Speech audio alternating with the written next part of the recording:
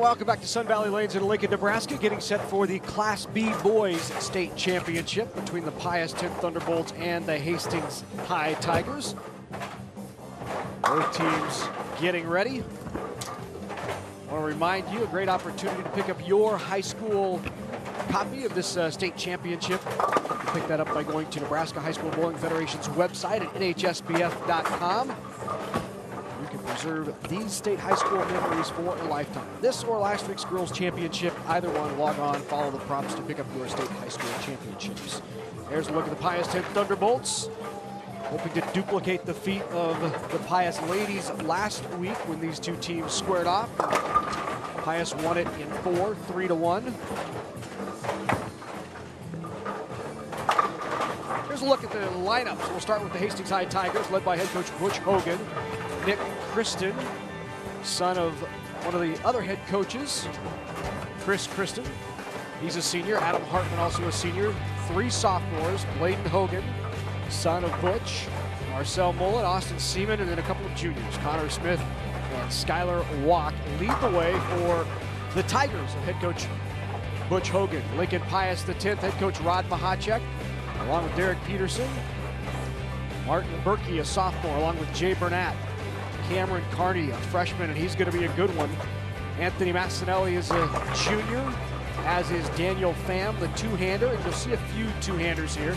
The bottom 3 in that order: Isaac O'Gara, a senior, Daniel Pham, and Connor Schlotman, a senior, all two-handed bowlers. Should be interesting, should be fun to watch as Pius gets set to take on the Hastings Tigers. Class B State Championship is on the line when we come back to Sun Valley Lanes here in Lincoln. Stay with us right here on NET Sports.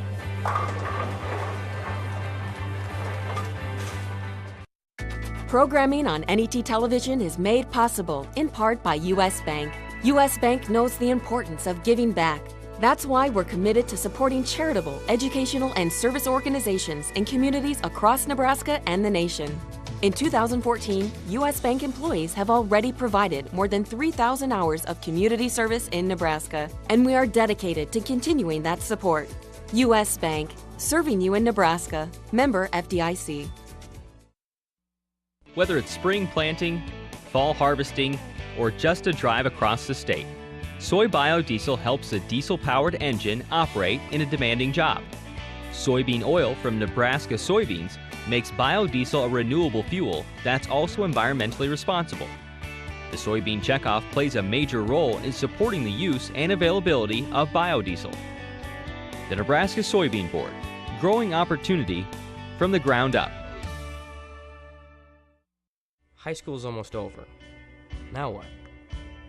I wish I knew what to do, or even what I can do. I know I want something more. Something I can be proud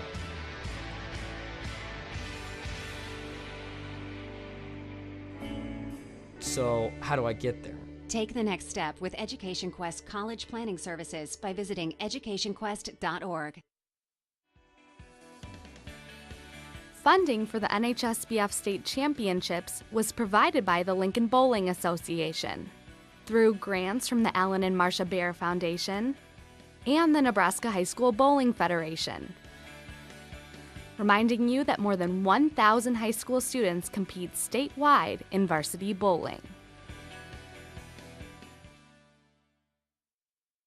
NET is your trusted source for quality programming all year round. Whether you value news, arts, or classical music, your loyal support ensures we'll be able to continue bringing them to you. Your financial support allows NET to acquire programming like Morning Edition and Prairie Home Companion, or local productions like NET Sports and Nebraska Stories. Please ensure the programming you value will continue on your statewide network. Make your contribution now at netnebraska.org.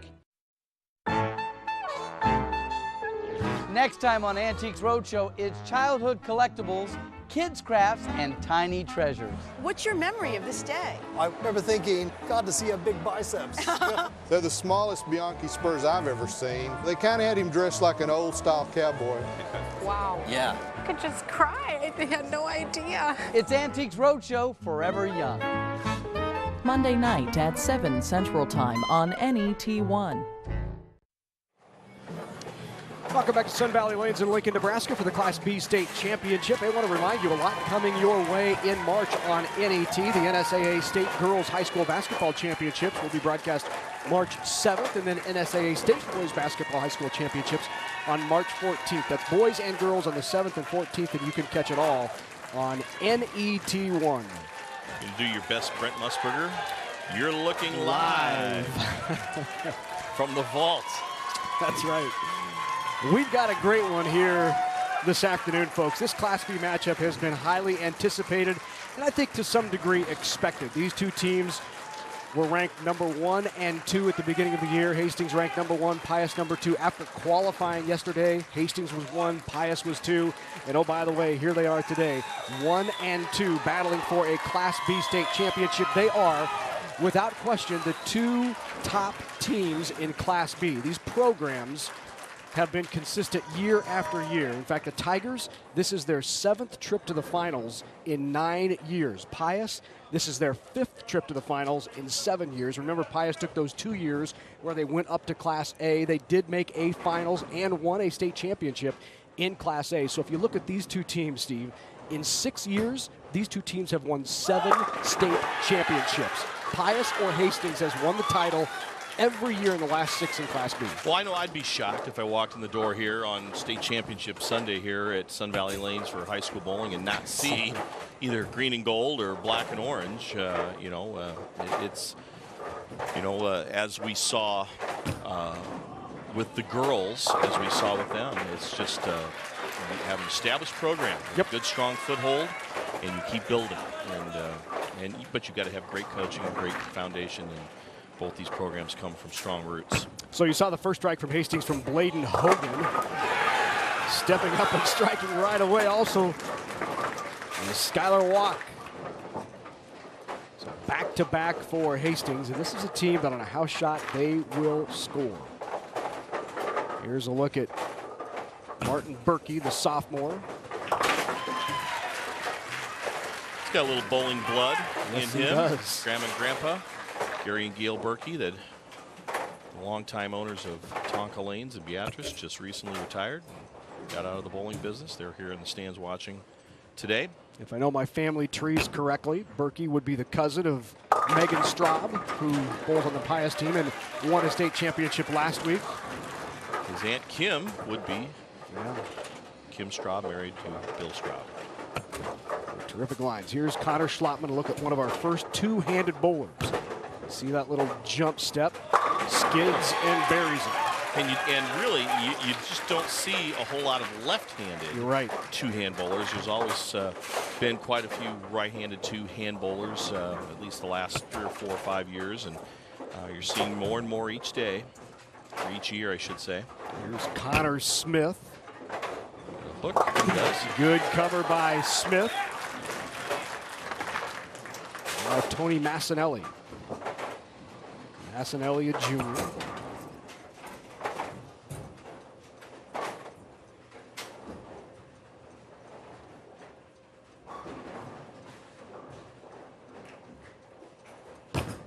Straight up the lane, pulled it a little bit though, and got the 5-pin out. Big break there. There's another youngster with a tremendous release, number 24. Marcel Mullen. You watch Mullen get out of this ball. Just a sophomore. He'll turn it up a bit, huh? Slaps the tin out of there. And Hastings, 3 strikes in the first 4 frames.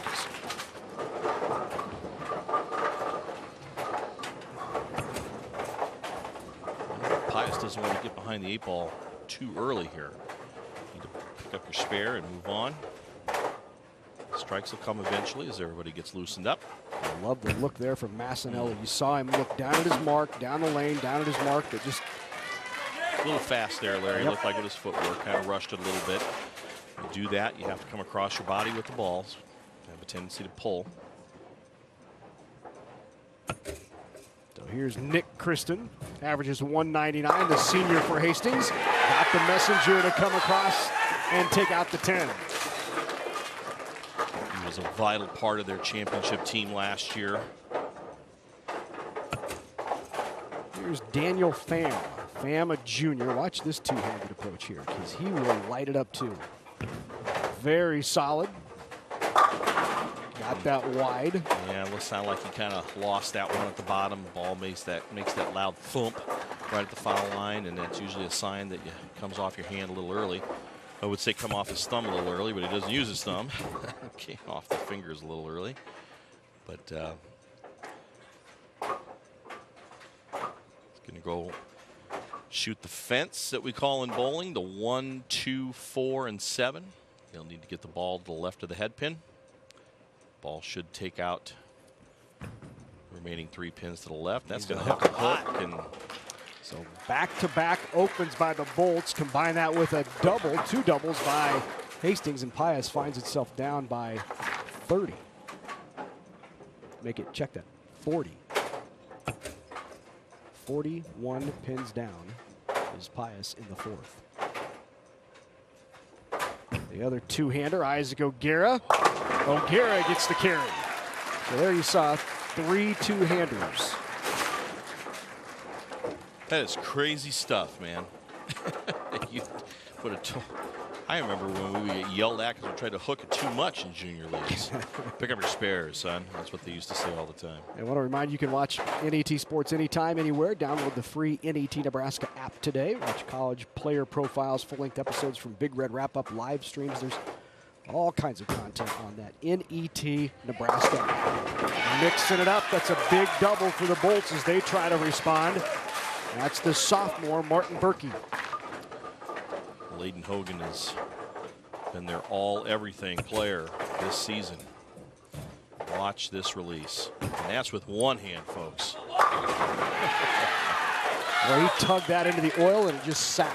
You could tell that was a different trajectory and line than what he had on the previous lane. But when you play on a house shot like this, you have the ability to tug it inside and it skids when it hits the oil. You bet. It kind of guides the ball, keeps it in the center part of the lane. Same thing there. That's much wider than his shot on lane 29, but it got back. And you know, Larry, we got a lot of players with high rev rates that are moving the oil already down the lane. Plus, we had about 10 minutes of practice prior to this on this pair, and the high rev rate, by what we mean by that is the revolutions of the ball spinning down the lane picks up that oil and transports it all over the lane. Even when you're shooting cross lane at spares, it moves the oil, and you have so many two-handed bowlers that have such a out and in trajectory. Yep. You're going to see the lane do what we call get contaminated down the lane, which means the oil is going to be down the lane a little bit. That can cause that ball to hang. And I think we're already starting to see a little bit of that as these guys practice for 10 minutes before pulling the oil down. And now we're 3/4 of the way through this first game. And so it'll be adjustments will be key. But a traditional straight bowler like Massinelli here will be least affected by this transition.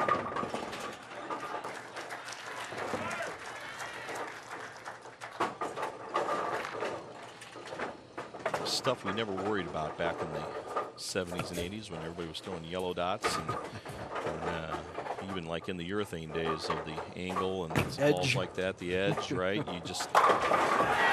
lane just dried out is what it did. It wore out and dried out, but now the oil migrates and moves all over these lane surfaces, so you have got to pay attention to your break point, where the ball ends up when it starts to hook, and you actually have to move. You could move right, you could move left to get the ball in the right spot to break into the pocket.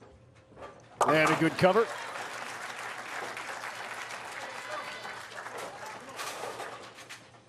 So here's Mullen again, the sophomore, averaging 193.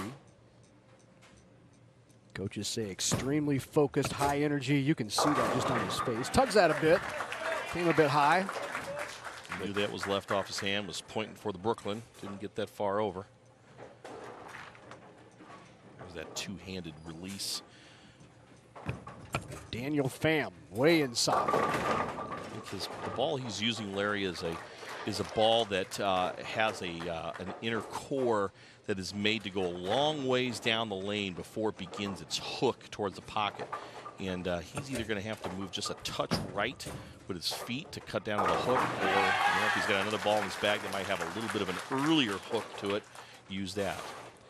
As you see there, he's cleaning the oil and conditioner off the ball. And how it works is, folks, is he'll put his fingers in the ball and he'll use his left hand as it comes off the ball. He'll use it to propel it forward and create more spin, just like that. The left hand is clear of the ball before he releases. That is if correct. the left hand is on the ball as he releases, it's an illegal shot. That's correct. He uses that to kind of position it and create leverage before the ball comes off his hand.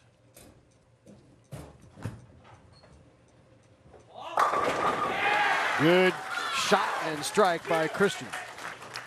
He used to say straight is great when us straighties would get up there and strike after all the big guys throwing the big hook balls would strike. Big hook ball means a little something different than it did back then, doesn't it? Yeah, that was 5 boards back then. Yeah, Now, here's 5 arrows now. That's right. O'Gara inside a bit. Doesn't quite get the reaction he's looking for.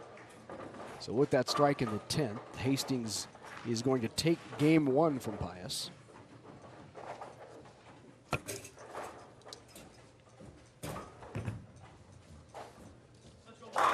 And another great shot by Christian. So Christian, 3 trips to the approach, 3 strikes for the senior.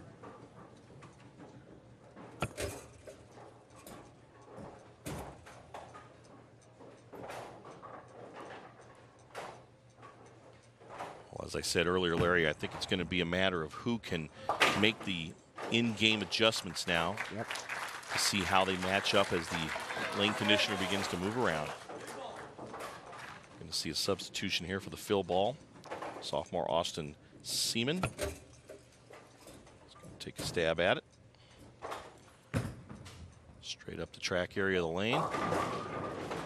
Oil is definitely carrying down as we're seeing the balls finish later and later. So game 1 goes to Hastings. The Tigers win a 223-159, take a 1-0 lead in this best of 5 for the Class B state championship.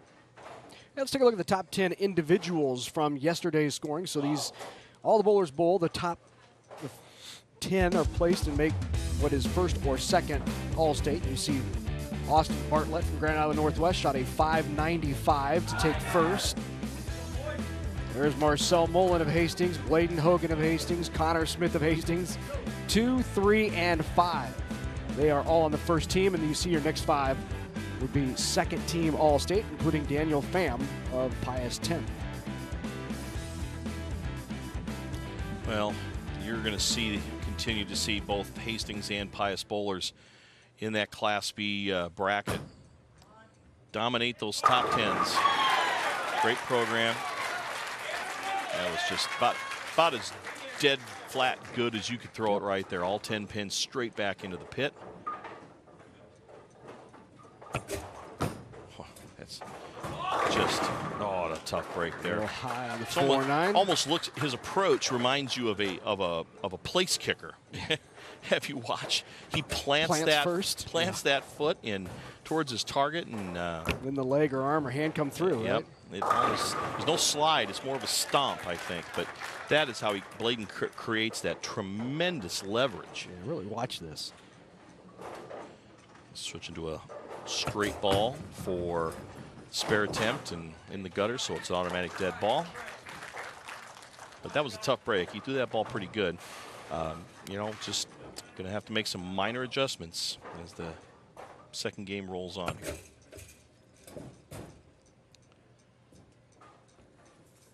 Schlotman, here's Connor Schlotman trying to convert. Ooh, takes the 7 off of the 4-7.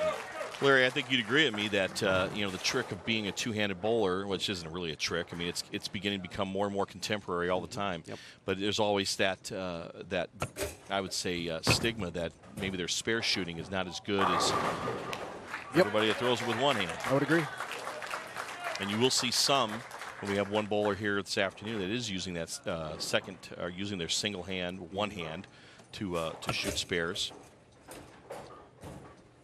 There's a young freshman who's a pretty good-looking player.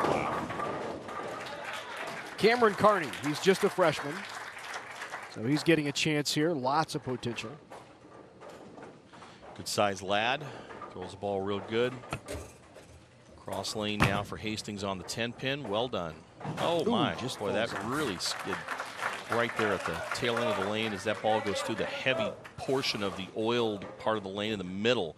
It just skitters to the right. So Pius now with the chance to redeem themselves. That is really good form. And a good cover by Cameron Carney.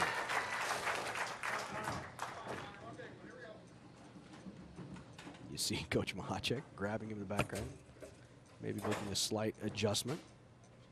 Stepping onto the lane in front of him, Connor Smith, the junior. Gonna have to hook. Yeah, there's definitely some oil now down closer to the pins, calling on that ball to push instead of to hook. So, and here we have a ball change now, which we talked about that Daniel might consider. This ball will probably be a little more aggressive and will go into its roll a little sooner. I think he missed his target left there. So.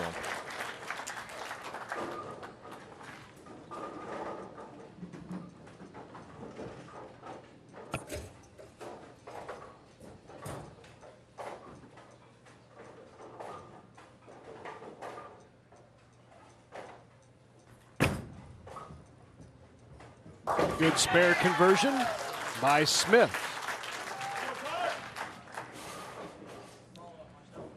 You can tell that the pace has slowed a little bit. Everybody beginning to think a little more now about the task in front of them, as all of a sudden this has not become as easy as it might have seemed in practice.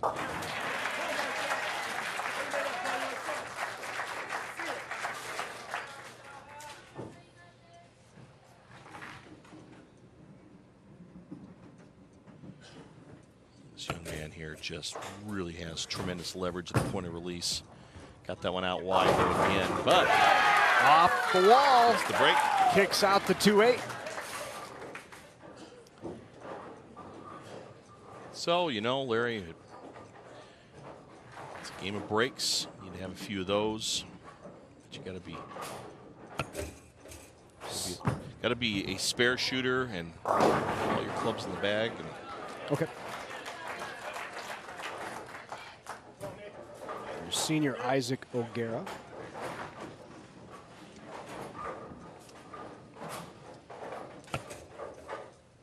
Nick Kristen, who has yet to not strike.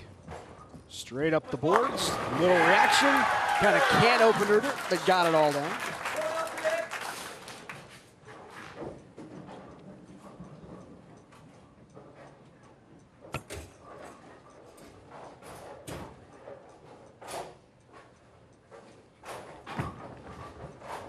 Hook, and it does.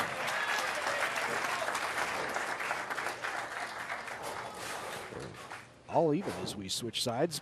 Hastings on the double, gets them back into it after the opens in the first and second.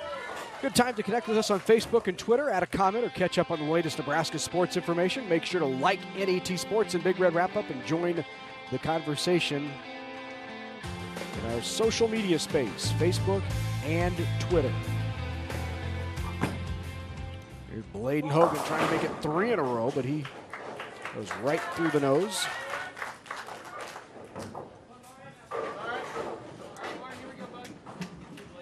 You need to think about moving either right or left, slowing down, maybe moving in a little bit, letting that ball have a chance to hook, or move to the right, be more direct. That needs to hook. Doesn't quite get back. Ooh, trips that 10. The break. Good break there. Well, if you're Hastings, you want to take the 2 pins here and just keep your count. Good job there by Bladen. Pius is going to end up in the lead with a spare here, but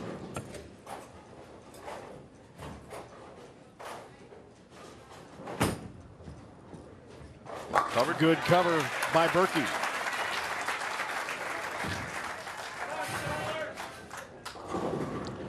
Yeah, just the sheer thought of how many times we've seen these 2 teams in the state finals here on television in the years we've done this, Larry, is amazing. at 210. Not getting that reaction now. This is where typically Hastings has occasionally struggled at times in the past, is when you have to make a quick adjustment. Are you quick enough to make the move early? See it with some foresight. Understand 2 or 3 people have not got the reaction they're looking for. Make the move now. Get all of your bowlers moving 2 and 1 right. Just make a slight adjustment to get that reaction on the back end. You know the oil has now carried down based on what you've seen. 2 or 3 bowlers in front of you. Got a chance. Ooh, right in front of the 10 pin and doesn't get it. But what a great effort by Skylar Walk. Well, it's so much more now of a game of just physics and I'm not going to say thinking. You always have to think, but with the new equipment that's been out now for so long, you have to be ahead of it. Just like you said, Larry, you need to be thinking about that move, and you know that if this match goes 4 or 5 games, that there's going to have to be more adjustments made as you go. But right now, you want to get in and around the pocket if you're either of these teams, and you want to be in play with the ball, which means ball in the pocket area. Have a few taps. That's the way it goes, just like that. I wouldn't be disgusted with that shot. It was a good effort. Got yourself an easy spare to make. But again, would you move off that shot? Well, he has struggled hitting the pocket before. I would say if he felt if that was a solid shot, and that's the first time he's really been in the pocket, I would stay there for right now. Now, if I left 3 or 4 of those in a row. Fan with a great shot, rings the 10 pin. You saw what he did there. He made a ball change the frame before. He's much further right on the lane than he was earlier with the other ball, and he's slower. So everybody has started to figure this out here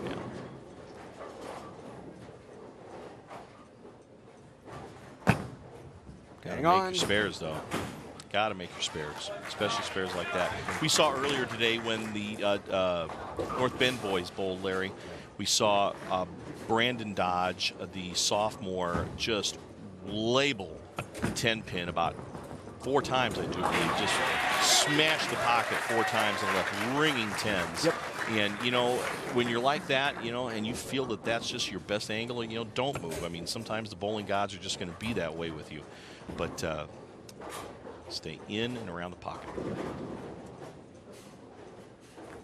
So this one almost in the books, and it is now. Hastings would have needed to punch out to shoot 167. Pius already with 162 plus count, so we'll keep it on the lane here. And actually, after the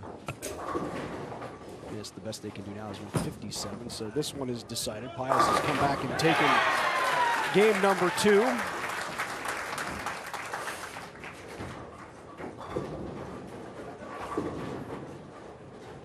Substitution on Pius now for the rest of the 10th frame for the fill ball.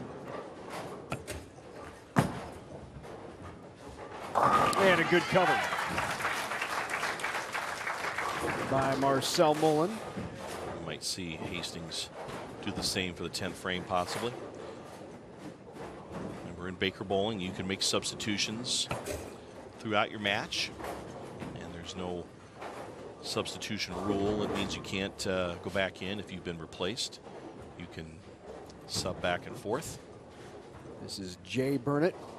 Burnett is a sophomore, averages right around 180, points it off the corner and flushes it up. That's a simple game right there. I'd be happy with a game like that. You don't have to bend it a million boards to get results. And when you're on a condition like you are right now, where the lanes are in transition, you know, there is an old adage, straight is great, and sometimes that's what you have to do. This young man, I think, really probably has the best overall line to the pocket out of all 10 of the players. Yeah, I would agree.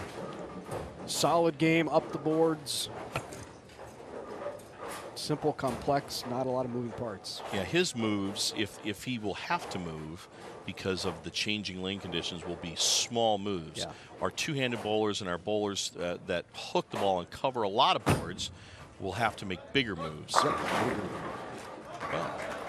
Now, what did you used to win for that on Sunday morning? You used to win a Pinot on Bowling at Leisure. You won a Ford Pinot, a Ford Pinot if you left the head pin with one ball on the old Bowling at Leisure show in Omaha that was on in the 50s, 60s, and 70s,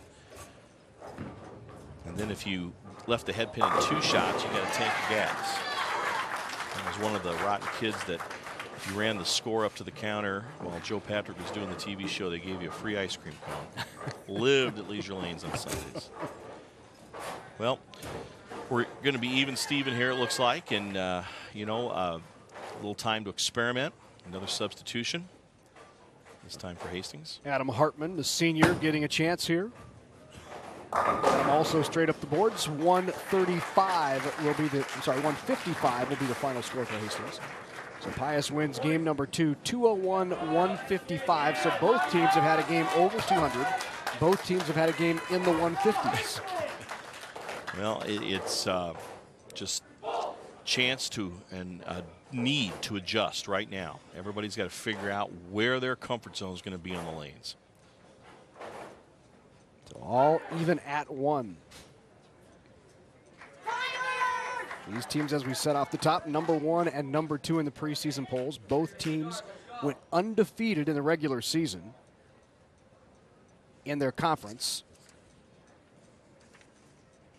And here they are, 1-2. They didn't square off against each other during the season. First time head-to-head. Gets the head pin off the wall, coming across and covers the 10. Bladen was a little further right there, playing in an area of the lane that has had a little more use, which means you're going to get a little more hook. He moved a little bit to the right, kept that ball out of the heaviest portion of the oil in the center of the lane, and got the wall shot and annihilated the 10 with the messenger. Sit and carry, got it. Good shot by Martin Berkey. Martin really kind of came along midway through the season. He was bowling JV during the year and just continued to improve and work on his game and improve. And here he finds himself starting in the state championship after being on JV earlier in the year. High school bowling's like any other sport. You know, you need to earn your spot on the team, and that's the great thing is that with the JV program that they'll have JV state championships next weekend. You can earn your spot for next year, and then of course there's other variations of club bowling all around the state of Nebraska. It's really an opportunity to bowl almost year-round to hone your game. All right. A little gutter ball off the hand there of Connor Schlottman. Looking down. Hope he wasn't looking at his thumb. I don't think he uses it. Good carry there for Connor Smith, who now 3 in a row for Hastings. Game 1 and game 3. Hastings has come out of the block quickly. Just look at that wrist, how it wraps around the ball. Good cover by Schlottman. Nothing hurt there. They were on a strike, so same as a 9 spare as far as he's concerned. Sorry, Coach, my thumb got hung up. Yeah, that would be funny. Yeah. Complain about that. See if Coach picked it up. Paying attention. Good shot by Mullen. I think the Hastings boys have figured out now that they're going to go a little more direct. Mullen's a good-looking young player. Very, very, very strong arm swing. And gets nearly the amount, sorry, Larry, gets nearly the amount of the revs on the ball that some of the two-handers do. Yep.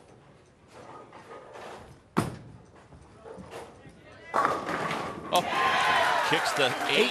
8 pin forward to get the 6. They needed that one to stay in it also. I don't think Nick Kristen has missed yet. Has he yet today, Larry? I do not believe so. I don't think so. He has struck every time up. He's a little deeper, that shot. That carries. 4 pin forward. 5 in a row for the Tigers. Well, Pius is going to need to get Daniel Pham going. He struck his last time up after he made a little bit of a move to the right with his feet, and he's changed balls now to a ball that's a little more aggressive. It's going to bite the lane earlier. See if that continues. That looks like a pretty good shot, Larry. Just didn't get the break that Hastings received on the previous shot. That was a good shot, though. Ball just cuts through the pins quickly. Chops the 5 off the 9, and head pin goes around the 4. Just a tough break in bowling.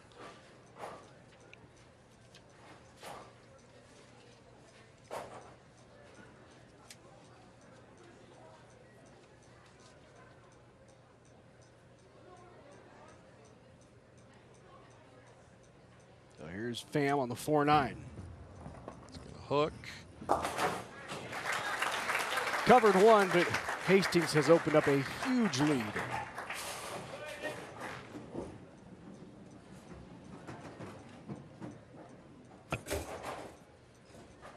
Well, chance here to just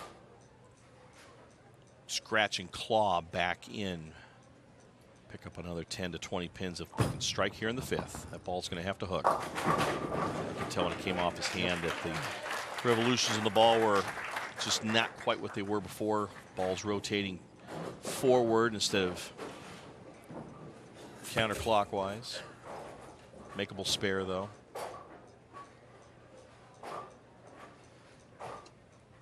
And Larry, one interesting thing with these two-handed bowlers, the speed, the actual velocity of the ball going down the lane is a couple, 2-3 miles an hour faster than most of the one-handed bowlers. Typically right in the 12 to 13 mile an hour range. These guys are more in the 15 to 16 mile an hour range. So good cover by O'Gara. Hey, I want to remind you this month on Nebraska Stories, take a behind-the-scenes look at the 5th largest fashion week in the country. That just happens to be in Omaha. Meet a Fremont father-son duo who are one of the top 10 world barbershop choruses. See an art premiere, sports artist from Imperial, and visit Harlan County Reservoir, where the White Pelican stops over its 1,000-mile journey. That's Nebraska Stories. Right up about the 8th, 9th board. Just that's his first miss also today, and tell him just thought that ball that looked pretty good off his hand, and I think that even our players that are going more traditionally straight down the lane are going to have to make some adjustments. That ball's pulled just enough to get the Brooklyn. 6 in a row off of the Brooklyn by Bladen Hogan. So Hastings firmly in control here.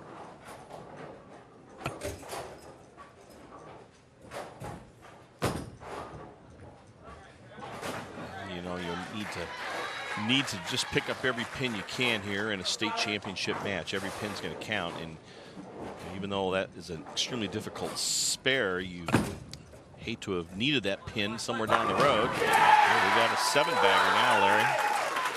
Big shot. We've never had a 300 on there. Huh? We've seen, like we said earlier, we've seen all sorts of things, but we've not seen that. Here's Schlotman. Different bowling ball for him.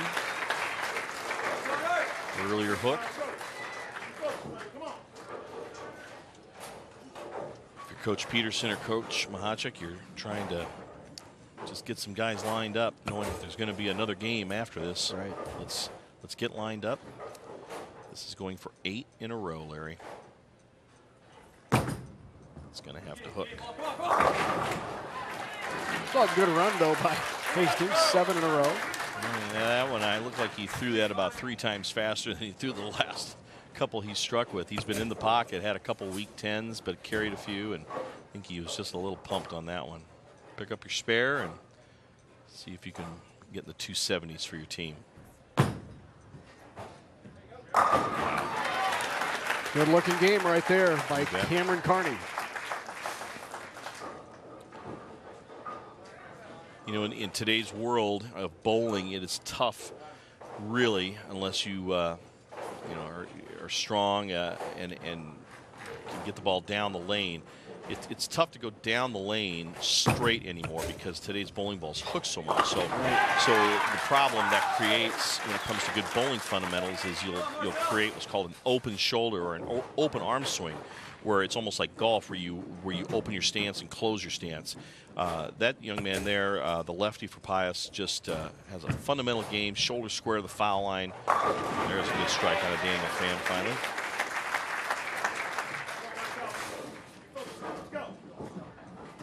Watch Marcel Mullen here. Watch how his right shoulder opens up and points to the right there. And snaps it back in for maximum leverage. Good shot. When you've got a lot of hand like that, you can do that to get that ball to come back. When you say by a lot of hand, that means when that hand comes out of that ball, it is fiercely going around it to create revolutions to hook. Isaac O'Gara Needs some reaction there, doesn't quite get enough. Lost that one just a touch at the bottom of the swing, caused the ball to scoot a little on him to the right and a little further down the lane before it started its hook towards the pocket. But this is all Hastings right now. Good shot. What a chance at a 276 here. I believe that would be the highest game we have seen. Easily. We had a couple of years there where I think the Columbus boys in Class A were in the 240s and 250s, but easily the highest we've seen so far.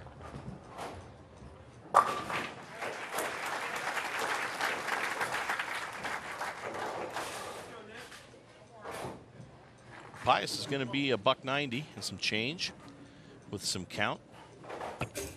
Just got run over this third game. That ball's in a little wide, Larry. Lost that one on his downswing. Still going to be 260. 260, possible 262 with a spare. That's right up there in some of our better games we've seen. Absolutely.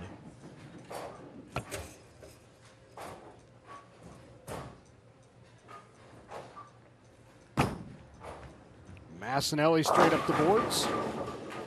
Need a ball change too, but Nick just throws it so straight and so hard, or excuse me, Tony, that is. Throws it so straight and so hard, just he's going to have to move out quite a bit to get a little more hook on the ball, and we're going to have Austin Seaman shoot the spare here for Hastings in the 10th frame, which will make it 258. So 258 for Hastings, which just came out of the block on fire. 7 consecutive strikes for the Tigers, and they take game number 3 and now lead it 2-1. So Hastings just 1 away from winning yet another state championship. The Tigers have won 4 titles in 8 years. 4 state championships in the last 8 years. Pius, they've won 4 state championships in the last 7 years. Somebody picks up one for the thumb today.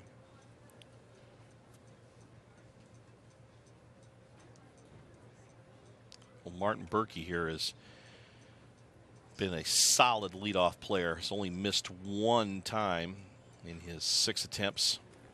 Right up about the 7th board. And got the carry for Berkey.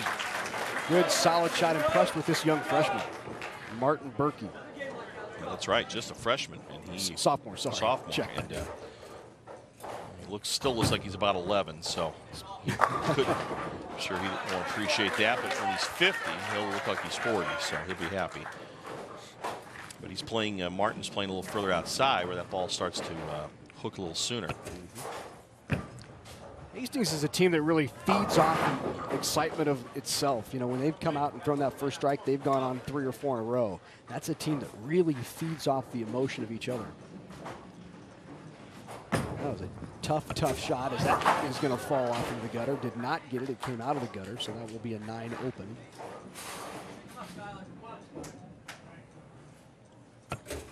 This is the Greek Church on 27.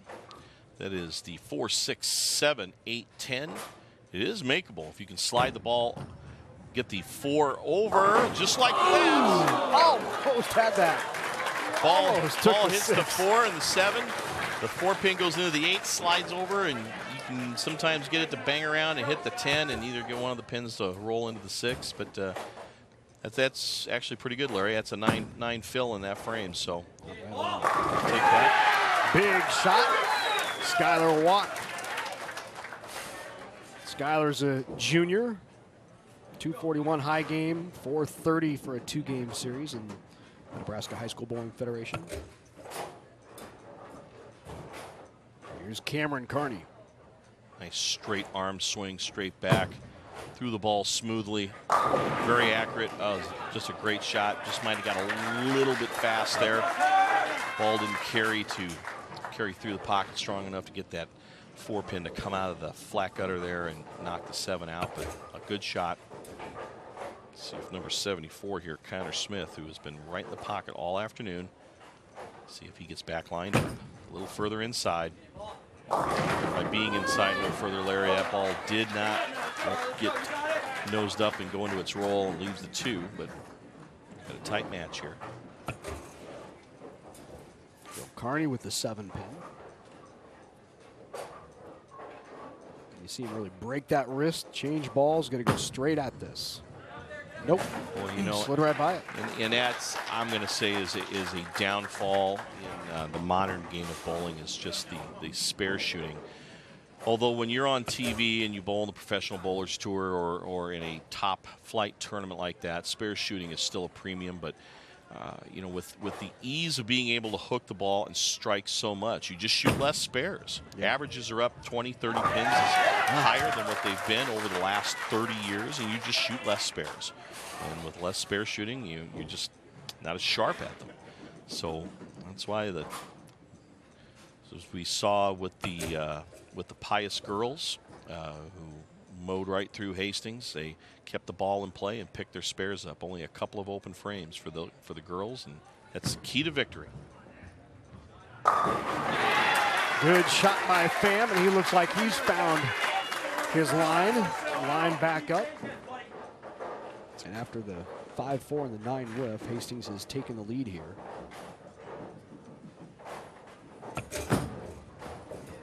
Good shot. And the carry. He has been solid. Just fundamentally, I really like his game. Yeah, straight arm swing. Yep. He's got that power step in there, Larry, that third step, which creates the power and leverage at the foul line. That needs to skid.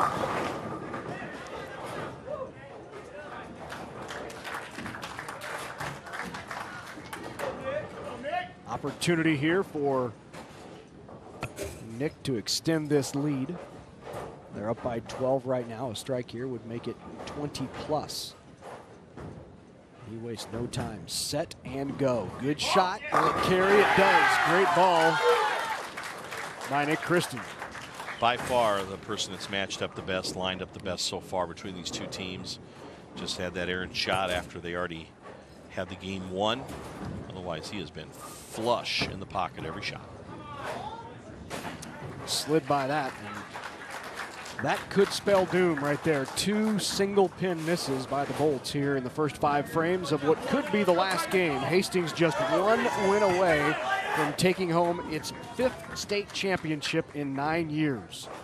All of those coming in Class B.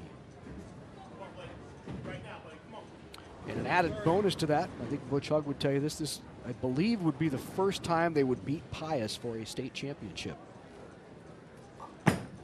You recall Butch's comments a couple of years ago after the show. I think he would take a little delight in that. Wasn't that against the Larry Putney coach team, I do believe, a few years back? Well, you know, I would call these two schools rivals. Absolutely. You know, but they're the best of the best in Class B. So that just makes for entertaining bowling and push yourself against your opponent. Just lost that one at the downswing there. About 3 or 4 boards right of his target, causes him to miss pocket 4 count for Bladen Hogan. That one got away from him, but he'll use his strike target for his spare shot. Oh, wow. Carries the messenger to get the spare.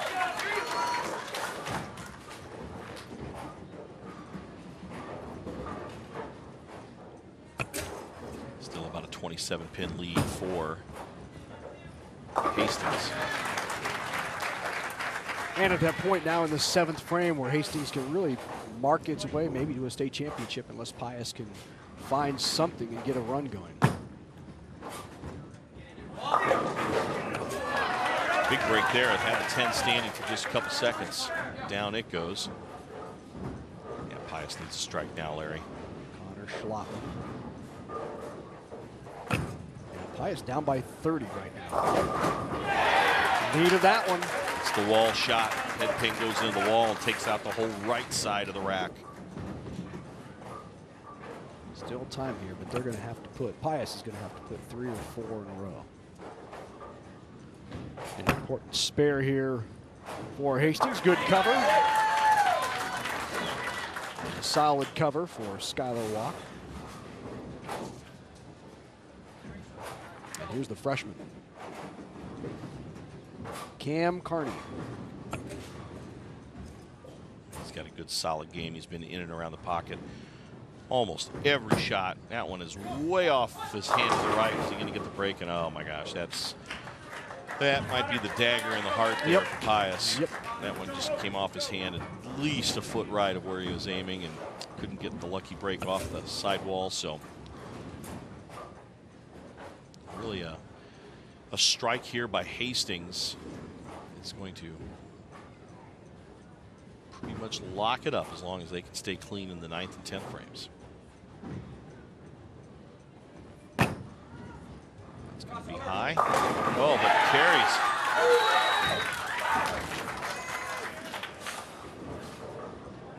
Sat right in the pocket. And Connor Smith gets the strike, and that's going to about do it. Spare here, though, would still give them a glimmer of hope.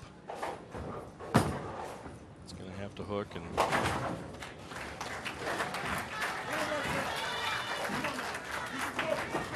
173, the best Pius can shoot.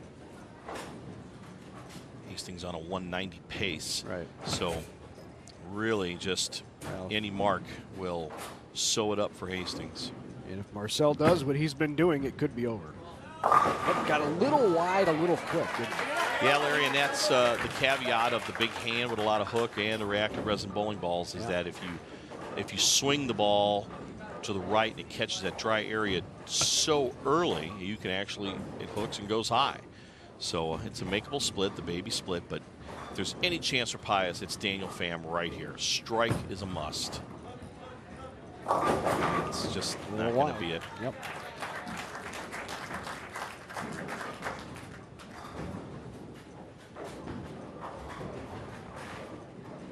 Best possible score for Pius, 163. Hastings can still on about 190 pace, but frame there. So 160 in the 9th for Hastings. So really all Hastings has to do is keep it on the lane. Keep it on the lane, and they are the winners. Yep.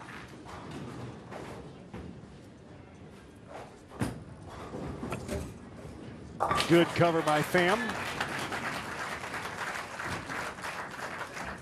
Well, it's been an impressive run by this Hastings Tigers team. Not just this year, but over the last 8 years under the leadership of Butch Hogan and Chris Kristen. The duo has been together coaching for 15 years, and they have really turned this into one of the best programs in the entire state, regardless of class. Isaac O'Gara buries the shot, leaves the 10. I don't think we have anybody else, Larry, that I can think of that has 5 state championships. No. Not even in boys or girls. McCool Junction has 4, I do believe, if that's correct, Larry. Is McCool Junction 4 on the girls' side. Pius on the boys' side has 4. The Lincoln North Star girls.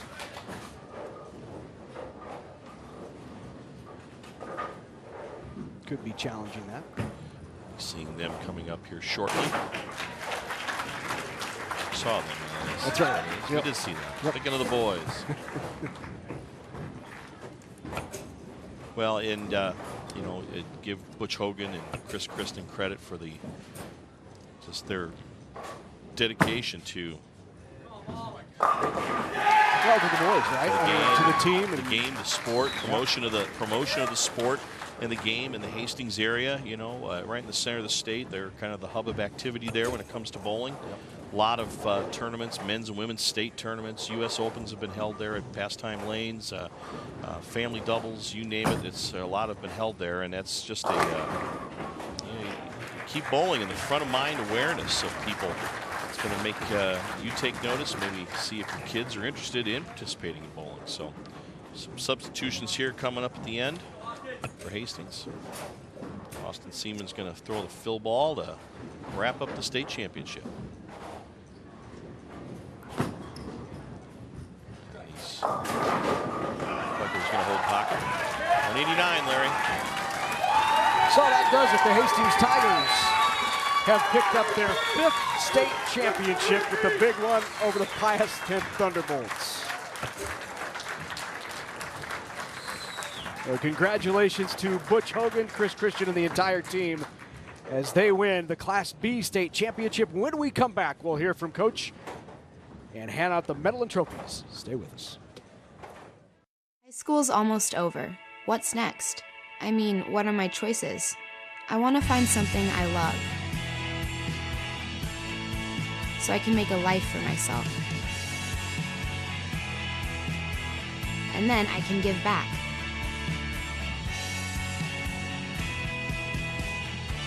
So, how do I get there? Take the next step with Education Quest College Planning Services by visiting educationquest.org. Funding for the NHSBF state championships was provided by the Lincoln Bowling Association through grants from the Alan and Marcia Baer Foundation and the Nebraska High School Bowling Federation. Reminding you that more than 1,000 high school students compete statewide in varsity bowling.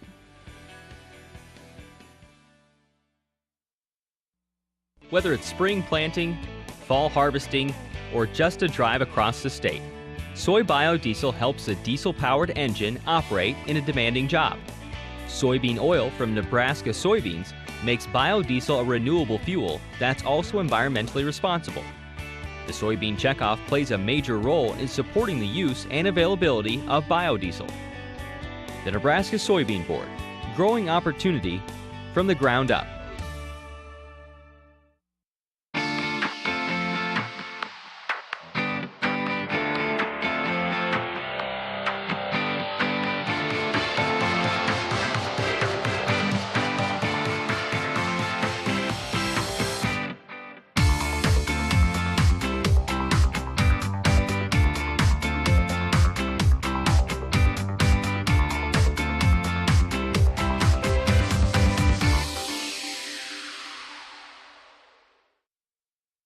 We'll now proceed to the first item on today's agenda. Log on to netnebraska.org/capital to stay connected to what's happening in your state government. Nebraska Capitol Live brings you daily coverage of important decisions from Nebraska's courts, legislative hearings, and events at the governor's office. In the office or at home, you can always stay informed with Nebraska Capitol Live at netnebraska.org/capital. Welcome to your last ever challenge. The result has to be sheer perfection. This is the ultimate patisserie challenge. I'm delighted to announce that the winner is... The Great British Baking Show. Tonight at 6:30 Central Time on NET1.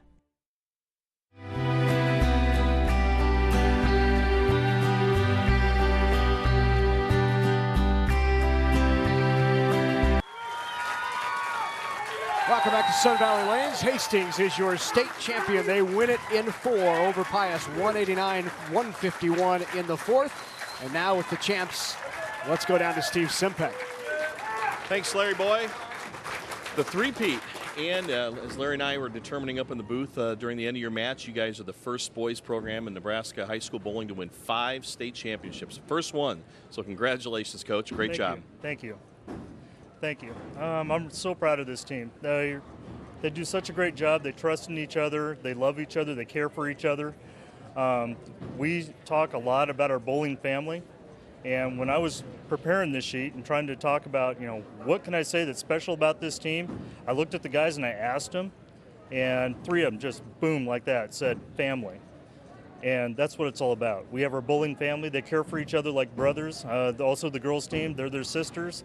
And so proud that my son could help pass that on from one group to the next group. We have a strong sophomore class, and I'm so proud that they got that message. Nick, I'm kind of an old guy, and I was talking with Larry in the booth that you amid all the bowlers that hook the ball so much, which is the new modern part of the game, you choose to be an old straighty like me, kind of straighten down and in, but that sure makes spare shooting a lot easier, but you just look the most comfortable out on the lanes, really, of all the 10 players. Yeah, it allows me to get my shot really easily, just throwing straighter than having to hook it out to a certain kind of mark. And, you know, we were talking also in the booth about, you know, how tight the community is in Hastings, and Butch and Donna Hogan, you know, the proprietors at Pastime Lanes, and how just the roots of a strong youth program and the excitement about bowling in Hastings makes it easier for you guys to coach them up. That's true. We've got a great big snowball rolling. And the more success these guys have and the more we can spread that message of family, that just keeps our program going. And we have supporters that come down here every year who their kids aren't no longer in the program, but they come down here to watch. And we're so proud of that and so happy with what we've created here. Well, congratulations, Coach. Coach Kristen, and on the three-peat, 5-time state champions, the Hastings Tigers. Larry, back to you. Thanks, Stephen. Congratulations once again to the Tigers. 3 in a row, 3 consecutive for Hastings. They won it over Mount Michael, Aurora, and now Pius 10th, picking up their 5th overall. And now for the medal and trophy and pin presentations, let's go to our public address announcer. Here's Dwayne DeMone. Ladies and gentlemen, how about another nice round of applause for our 2 finalists? And now for your awards presentation. Your Class B boys runner-up, Pius X Thunderbolts. Coaches Rod Mahachek and Derek Peterson.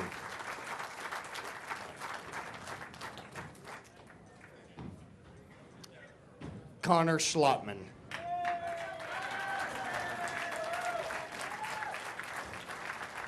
Martin Berkey.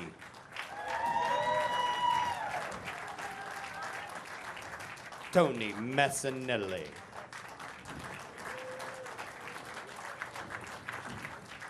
Daniel Pham.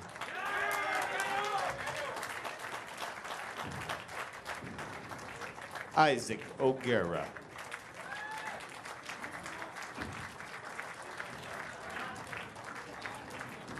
Jay Burnett. And Cameron Carney.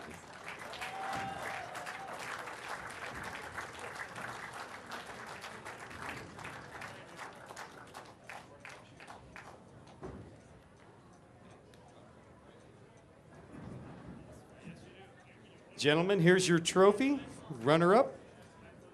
Congratulations to your Class B 2014-15 runner-up.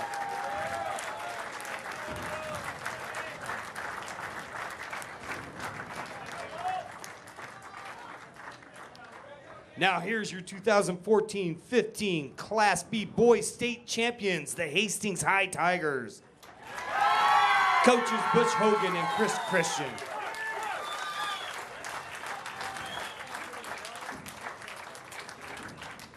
Baden Hogan.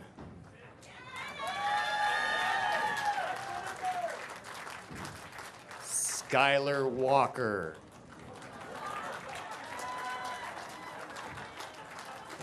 Connor Smith.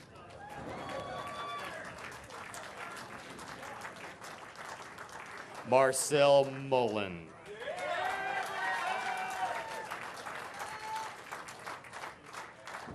Nick Christian.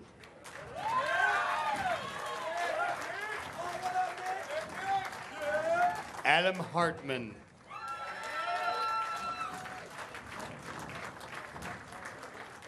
Austin Seaman.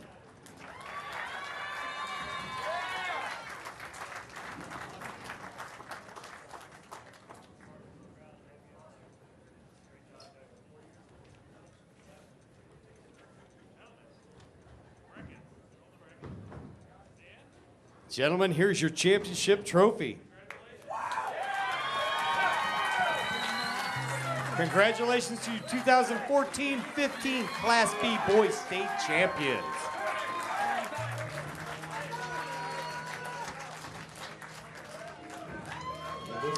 So congratulations once again to Hastings, the Class B state champs. They win it and win 5 overall. When we come back, it's a battle in Class A on its way, and you're going to see one of the top Class A teams we've ever seen in the state, Fremont, looking for back-to-back championships. They take on Grand Island coming up next. No matter how you look at it, animal agriculture helps Nebraska's economy. The livestock industry provides increased tax revenues for schools and community services. Livestock enterprises also create jobs while contributing to existing businesses such as local banks and grocery stores. A thriving livestock industry helps maintain our current way of life, but also provides opportunities for the next generation of farm families. The Nebraska Soybean Checkoff helps to raise awareness of the importance of animal agriculture to Nebraska. Tom Kelly's Pro Shop is your home for bowling supplies. Established in 1980, the shop offers 45 different shoe styles, including the complete line of Brunswick, thousands of balls, and over 200 different styles of bags. A father and son team with experience in drilling since 1958 use customized hand measuring and the latest equipment to provide you with the right fit. You can walk in, find everything you need, and go bowling the same day. Tom Kelly's Pro Shop, located in Omaha and Norfolk. Behind the Outlet, Nebraska Public Power District is passionate about preserving and restoring Nebraska's resources. Whether rescuing fish during canal repair work, protecting avian species on the Platte River, or complying with all environmental standards at our power generating facilities, we actively balance our environmental responsibilities with meeting Nebraska's ever-changing energy needs. Nebraska Public Power District, always there when you need us. Programming on NET television is made possible in part by U.S. Bank. U.S. Bank knows the importance of giving back. That's why we're committed to supporting charitable, educational, and service organizations in communities across Nebraska and the nation.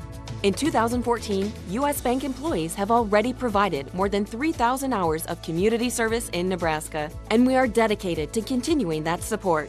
U.S. Bank, serving you in Nebraska. Member FDIC. Funding for the NHSBF State Championships was provided by the Lincoln Bowling Association through grants from the Alan and Marcia Bear Foundation and the Nebraska High School Bowling Federation. Reminding you that more than 1,000 high school students compete statewide in varsity bowling.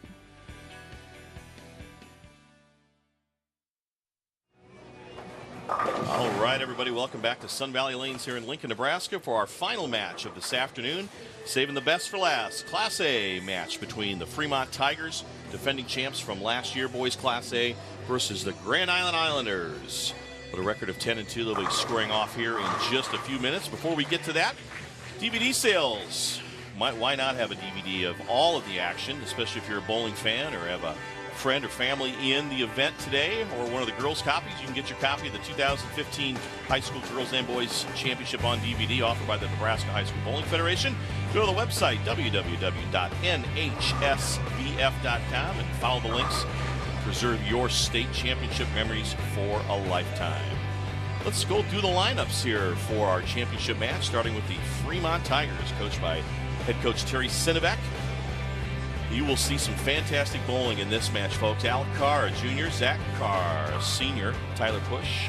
Charlie Rex, a senior. Tyler Sinovac, son of head coach Terry Sinovac, sophomore. And Bailey Vabra, also a sophomore. Now for the Islanders of Grand Island, head coach Don Kroll, B.J. Kramer, Blake Ernest, both juniors. Nick Jewell and Tyler Kress, both sophomores. Senior Brad Reed and Jordan Ross, a junior, rounds out the Islanders lineup.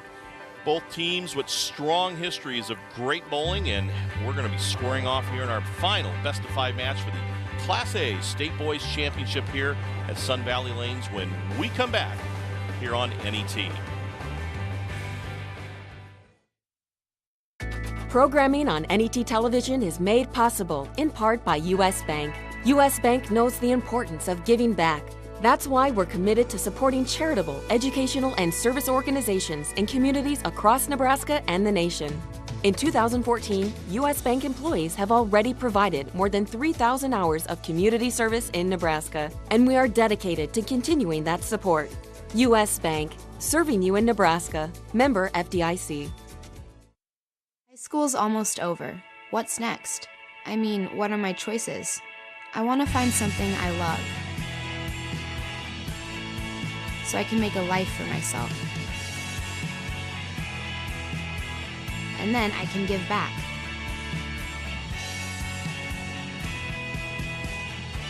So, how do I get there? Take the next step with Education Quest College Planning Services by visiting educationquest.org.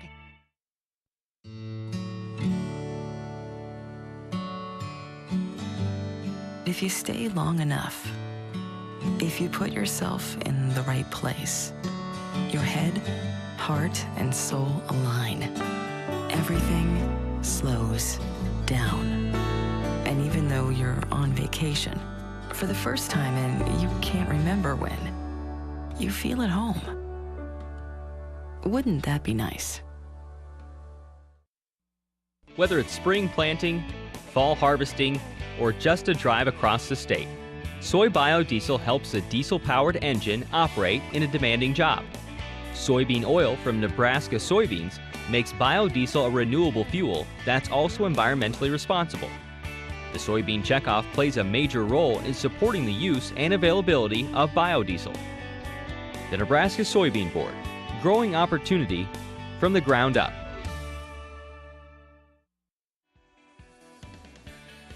Funding for the NHSBF State Championships was provided by the Lincoln Bowling Association through grants from the Alan and Marcia Bear Foundation and the Nebraska High School Bowling Federation.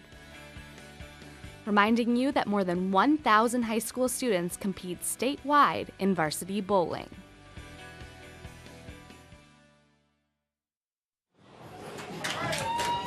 Okay, everybody, welcome back to Sun Valley Lanes here in Lincoln. Final match of the day. Boy, what a great day of wall-to-wall crowds, John, and wall-to-wall action. We're going to finish it off with just a great battle between two powerhouses. Fremont Tigers against the Grand Island Islanders for the state bowling championships for high school bowling in Class A. And you see Coach Terry Sinovic rounding up his Tigers, getting them ready to go, giving them a little bit of last-minute instructions. Undefeated record this year, 12-0 in conference play and district play, 22-0 overall. And there's their opponents, the Grand Island Islanders. Don Prohl, head coach in his fourth year, 10-2 this year in district play. And both teams have had great success in the past. Fremont was the state champions last year, so they're coming back looking for their second state title. And the Islanders, first trip to the state finals in quite some time, since 2003. They lost 3-0 last year, but only dropped game 2 by just 1 pin. And I remember that match. Even though it was a 3-0 sweep, it was very close. I do remember that as well. Yeah, it was great action. And we're going to start action off today with the leadoff bowler, Tyler Push, for the Fremont Tigers, right-hander, sophomore. Coach Terry Sinovic says one of his most improved bowlers this year. And nothing like a confidence builder when you go Brooklyn.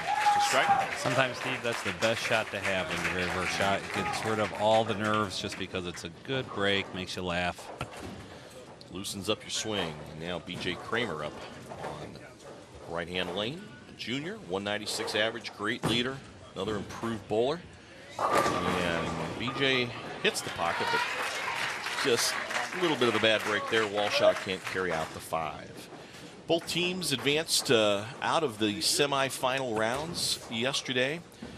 Grand Island had to go to 4 games to beat Lincoln Southeast as they went 3-1. And Fremont, as we said, hasn't lost all year. They went 3-0 against Lincoln East to advance from the semis to today's championship round. And another strike, quick double by Fremont. B.J. Kramer at the 5-pin. No problem. Steve, I wouldn't be surprised if we see a lot of strikes out of this match. Both these teams have some great potential to strike a lot.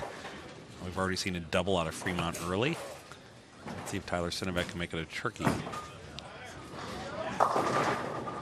Looked like it's just a little bit further left. He might have pulled the ball a little bit there. It was a little further left than where he was playing in practice. So chance for Grand Island to rebound after that quick double. Tyler Kress up on the right-hand lane, and whoa, Tyler let that one loose, as they say in NASCAR. Getting 7 there is actually a pretty good break because that ball was heading towards the gray board and managed to hang on. Well, John, I don't know. I think I'd almost rather shoot at a full rack than the 157, though. Yeah, I'm sure. Might have a better shot at sparing on a full rack than that, but he can hook it. So if he can hook it and get it to the right side of the head pin, he actually has a fairly good chance of making this. He does. That doesn't look too shabby. Oh, just about open frame for Grand Island in the second. So they are down quickly by 21 pins. Fremont with a open frame in the third frame, so Grand Island can try and strike and get back within 10. Alec Carr, left-hand lane, and you know, John, we saw this in the Class B match between Hastings and Lincoln Pius, the 10th, where the lanes really went through a rapid transition. Had a lot of players covering lots of boards, meaning fanning the ball from left to right. We even had a couple of lefties fanning the ball from right to left, and it just takes and displaces that oil all over different parts of the lane, and it really affects your reaction. Especially, you know, in the end of the lane where the ball usually hooks, and you can see the change from when they practice versus almost really right now, just 4 frames in. Absolutely, Steve. The lights here and the TV pair, of course, we need lights for television. The lights actually on the lane tends to change the lubricity in the oil, causing it to become a little bit more moving. Ding, I guess. ding, ding, ding. We got our word in of the day. Lubricity, folks, is the word of the day that we work in. And also, but really, you know, the thing that even probably affects it more in today's day and age is just the makeup of the bowling balls, the way the bowling balls flare, and the cover stock of the ball really erases, moves, transports the oil all over the place. Yeah, and you mentioned that about the bowling balls, and kind of think of it like a sponge. The bowling balls today really have more of a cover stock that behaves like a sponge. Actually, sometimes picks the oil up off the lane. But then if a kid changes balls and goes to something like a plastic ball, those bowling balls are very non-porous. And the oil does not go into those bowling balls. Matter of fact, those balls act more like a snowplow, kind of pushing the oil down the lane. So you can't see it, folks, and that's what makes bowling a little bit more challenging than other sports, is that you have this moving variable that's you have to kind of learn what it's doing based on what you see your bowling ball do as it goes down the lane. So it makes the really kind of challenging and keeps these kids on their toes for sure, just like you and me in league. Yeah, Nick Jewell going cross lane at the 4-pin, sophomore for Grand Island, covers the spare. Grand Island with 2 open frames and 2 spares right now, with the 2 splits though by Fremont is hanging in there, only down right now by about 9 pins. And Grand Island will finish the 5th frame, and Brad Ernest is the coach. Blake Ernest is anchor bowler for Grand Island. And boy, that's a really nice, simple game and simple release, isn't it, John? That it was, Steve. It was a great shot there. I think we're seeing some first shot jitters coming out of Grand Island here in the first 5 frames. Actually, Fremont, with a couple of the splits, is still leaving them in this match. They're really only down by about 11 pins right now, so still anybody's game going into the last half. All right, we're going to switch sides now for the second half of game number 1. In Baker Bowling, instead of traditional league play when you alternate back and forth, you switch sides after 5 games. So we're back to the leadoff bowler, B.J. Kramer. B.J. went 9 spare his first attempt in frame 1, and he'll be on the left-hand lane now for the remainder of the game. Got that one out to the right really fast there. Leaves a big design in the middle. Yeah, the 1-2-5-8-9, not a very simple spare to make, but we saw a different shot there compared to his first shot. His first shot was really right on the mark. That one was a little bit right. Tyler Push, though, would like to take advantage and get a double here for Fremont. Tyler right up the track area of the lane, and gets the love tap. 6-pin taps out the 10 for another strike, and Fremont increases their lead now to 21 pins. This is a important spare now for Grand Island, and well done. Yeah, great spare there. Covering the 1-2-5-9 keeps them in the match, because really this double early does not give Fremont a great advantage. Another strike by Fremont would definitely help.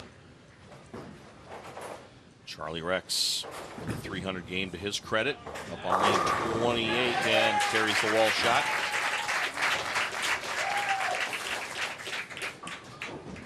Fremont beginning to inch away from Grand Island. Yeah, if Grand Island wants to stay in this, they need to really stay strike for strike with them now, and they do. Tyler Kress keeping the Islanders halfway close, down by 31 though, so Tyler Sinovic can put more distance. Of course, Tyler is the son of Terry Sinovic, the head coach. Tyler looked like he might have threw that one just a little briskly. He's got a 300 game and a 784 high series to his credit at his parents' bowling center, the 30 Bowl in Fremont, Nebraska, one of the oldest bowling centers in the state. Terry and wife Michelle have owned that center for a long time and just do a wonderful job there. And another hotbed of high school bowling is in the Fremont area with not only great club programs but also high school federation programs here. Yeah, a long-time bowling coach Al Nell's up there in Fremont and has really built a program. The dinner bucket, the 2, 4, 5, and 8 covered. By Grand Island, it's Brad Reed. So we're through 8 frames, and we've got a 30 or 29 pin lead now for Fremont. Both teams at spares working in the 8th. 9th frame for Alec Carr. And boy, that just finished enough to knock that 10 pin out, John. That could have been a 2-8-10, but if there's a chance for Grand Island to get back into it, it is right now with Nick Jewell. Yeah, the 2-8-10 would have made a bit of a difference in the match, but Grand Island needed to strike here, really, to put any sort of pressure on Fremont. Opens that shoulder and comes through the ball, and that's a great shot right there. A wonderful shot to keep Grand Island in the match, possibly. Cuts that lead to 9 now. And now I think that spare just got a little bit tougher for Alec, but Alec knows what to do. Hook that ball into the 2 and the 8. That's textbook, just like that. Yeah, great move there by Alec on the approach to move right on that. Made his regular first ball delivery, and the ball drove through the back end to get out that sleeper 8 pin. Blake Ernest needs to double up for Grand Island. Oh, and just can't knock out the 7. Send everything to the wall, and the 7 stands. Great shot, bad break. Yeah, really a strike here by Fremont, and that's pretty much going to wrap up the game. And boy, that was just a little quick there for Zach. Yeah, cut that one a little bit short, Steve. Didn't quite extend with his follow through. The ball hooked early and went high on the head pin. Good spare there by Grand Island. So potential 174 for Grand Island, but it's not going to be enough as Fremont has already locked up this match. 179 is the score in the 9th. With, even with the open frame there by Zach, it's going to be enough. It's going to be 188 for Fremont in our first game. Potential 174 for Grand Island as we clear the deadwood off the lane. Be one of the best dressed floor people you've ever seen in a bowling center. Yes, right there. And our good friend, our PA announcer, Mr. Dwayne DeMode, one of the millions and millions of people you have here that pull this event off, John. What a great environment. Yeah, and you mentioned that, Steve. We literally have almost 24 volunteers help here over the weekend, both here and at Hollywood and Parkway, the other 2 centers here in town, to really pull this off. All 3 centers host part of this event and just make it a great thing. Okay, game number 1 in the books, 188 to 174 Fremont. Ahead of Grand Island there, and game number 1 of our Class A Boys State Championship Finals. We're going to take a look at our first and second team all-state bowlers from the boys competition of qualifying yesterday here in the state championships here at Sun Valley Lanes. There they are. The top 5 bowlers are our first team all-state, led by 714 Alec Carr. Really, really good there, as right there at the top. Tyler Sinnebeck, another familiar name. And we've got DJ Kramer from Grand Island also in the top 5. Blake Ernest on second team in 6th place. Alec Carr with a 714, though, in qualifying yesterday, and that's pretty good, as that was on a little bit of a tougher condition, a little more of a sport condition compared to what they're bowling on today. And 714 really in any condition is pretty good. I'll take him on my bowling team. Yeah, to kind of give some perspective on that, Steve, we ran the same pattern. It's called Dead Man's Curve. It's the district event across the state, and there was only 1 600 shot during all of competition. Of course, this is the second time they're seeing it here at the state championship, but to break 600, let alone 700, That's really impressive, and the fact that he did it was the only one in the entire state that broke 700 is just an absolute tribute to how well he bowled yesterday. Fremont has for a long time been just a hotbed of youth bowling, and Larry and I have talked about this in prior years on prior shows, that the strength of the youth bowling and the bowling community in your city or town or area, it predicates how successful your youth programs are, which really leads to adult leagues and things like that, and the ultimate success of the sport and the health of the bowling center in your area. And Fremont, as long as I've been in the business, and that's been for over 30 years, has had just a top-notch local association, area association, and youth program. And as you mentioned, Al Nell, 25 years ago, started high school bowling in Fremont. The godfather of it, I guess you'd say, one of the godfathers, and still coaches bowling in Fremont today. And you just have that pipeline of kids coming through, and for a generation. You betcha. Grand Island, an open frame in the second, keeps shooting themselves in the foot. They need to pick up their spares to not let Fremont creep out to a big lead. A double here will give them a 14-pin lead. Tyler Sinovac up on lane 28 and catches the break, busts up the split. Yeah, you don't want to give Fremont an inch because they'll definitely take a yard. You want to try to make sure you keep the pressure on them best you can, and missing spares won't allow that to happen. But the 2-8 here covers it up like a champ. Helps send the message back to Fremont that they're here to play. Brad Reed with a good cover of that 2-8 spare there for Grand Island. Cross lane, Tyler Sinovac at the 7-pin. That's got a hook, punch, and then does. He shakes his head there a little bit. Kind of thought that it was not going to be that close, I think. Again, we're seeing that oil carry down the lane, especially here in the middle. So the balls are tailing a little bit long. It's the same reason why we're seeing some of the 2-8s being left. Players are going to have to move right slightly or move their eyes right slightly in order to get that ball to hook. Nick Jewell, a sophomore for Grand Island. And Nick had an all-important strike the previous game and comes up with another one. A sophomore, very low-key, all business, says Don Prawl, the head coach at Grand Island. And that strike was important, keeps them about 15 pins down. But Fremont is not going to go away. Another strike that time by Alec Carr. Helps having their names in the back. I like that. We should make that a rule. Makes us announcers look a lot smarter. Yeah, it's amazing, isn't it? All right, our anchor bowlers here coming up in the 5th frame. Great shot there by Brad Ernest. Blakeman, excuse me. Brad's coach. Yeah, we made that change prior to the match, and now it's in my head. Zach Carr now. Let's see if Zach can get lined up. Zach struggled a little bit in the first game. Wow, what a great shot. Straight pan and in, and that's a quick 5 frames. And once again, Fremont with a 14-pin lead over Grand Island as we move into the second half of game number 2, and the teams switch frames, or switch sides, switch lanes, that is. High game in the this weekend in Baker for Fremont was 209 in the bracket, actually, in yesterday's semifinal bracket. Average 188 188, that is. But boy, Grand Island really bowled well yesterday. 244 was their high game with an average of 197, and really you think maybe that might be the other way around. Fremont with a little more of a power players, but goes to show you with the format we run here in the Nebraska High School Bowling Federation, you win matches, especially in the finals. And, you can shoot 260 one game and lose, and shoot 160 the next game and win, John. Yeah, there's always the saying, anybody can beat anyone in a one-game match. Right.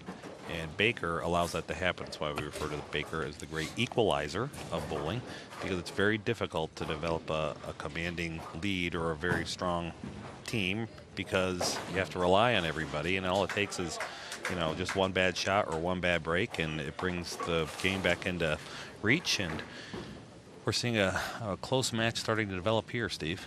Yeah, that open frame by Fremont tightens things up, and now we need a spare here. BJ Kramer with the spare shrinks Fremont's lead to about 3 pins as we'll go into the 7th frame. Well, we've seen some pretty consistent shots out of Charlie Rex. Charlie Rex gets a handful, as we say in bowling, with that massive twist of the arm and forearm at the point of release. Leaves a solid 10, though. Tyler Kress now up for Grand Island. A strike here will give them the lead. Asking for the Brooklyn and gets it. Great break. Grand Island pulls them within 3. Actually can take the lead here. Charlie definitely needs to get this spare. Help keep Fremont close. Covers it perfectly.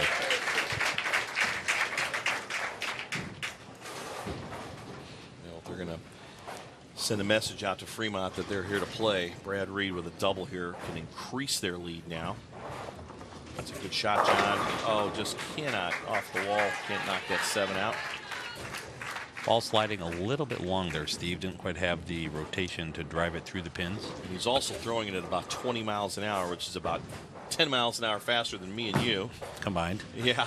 Oh, another ringing 10 by Tyler Sinovac. 10 pin, 10 pin, 10 pin by Fremont. Well, we would complain to the proprietor here at Sun Valley Lanes, and I don't know if I think this place runs itself, so I hear the proprietor's not here very much. Oh, just enough. Yeah. Started that ball out in the center of the lane where all that conditioner is, and it had to get through that area before it hooked. Cross lane now after 10 for Tyler Sinovac. Hard and straight. Covers it really well. Fremont clinging to a 2-pin lead as we go into the 9th frame. Well, Steve, you put your 2 of your stronger players in the 4th and 5th position because it ends up being the 9th and 10th in Baker. Refer to it as the foundation 9th. And of course, the anchor bowler for the 10th. So we're hopefully going to see 2 great shots out of these players. We want to get that set up in the 9th frame. Oh, great shot there. Another ringing 10. Well, and you know, Larry and I talked about this earlier today. You know, when you're leaving ringing 10s like that, you know, I was always an advocate. You just stay where you're at. If you're leaving weak 10s or if you're coming in a little bit high, make a little bit of an adjustment. But boy, those are just ringing 10s, and if you're that close, I wouldn't move. That's a great shot there. Fremont will take the lead now. Try to go up 2-0 over Grand Island. But this match isn't over.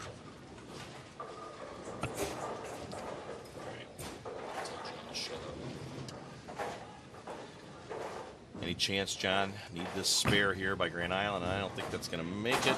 Came off his hand left, so 162 in the 9th. Potential 192 for Grand Island. It really, Fremont would have to open here in the 10th. Any mark will wrap up game number 2. Zach Carr, anchor bowler. Looks like he just got that ball out a little quickly. Sorry, boys. What was that? Simple 3-pin.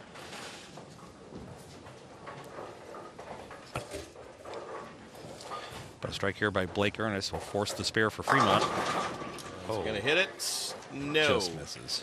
That is not going to be enough. Potential 182 for Grand Island with a spare and a strike. Oh, just enough. But that's good enough to wrap up game number 2 for Fremont. 176 now in the 9th with a spare working. And yeah, John, that's those extra wide pins you use here. That's why they paint them, Steve. That's why they paint them. 1 extra coat of paint. Good cover on the spare there for Grand Island and Blake Ernst. So Fremont off to a quick 2-0 lead, but Grand Island made it a game. Took her right down to the final frame. That, unfortunately, that 9-pin miss in the 9th frame is going to be the nemesis for Grand Island. I think Zach's still trying to find himself a little bit there, but 194, good score for Grand Island, or Fremont, that is.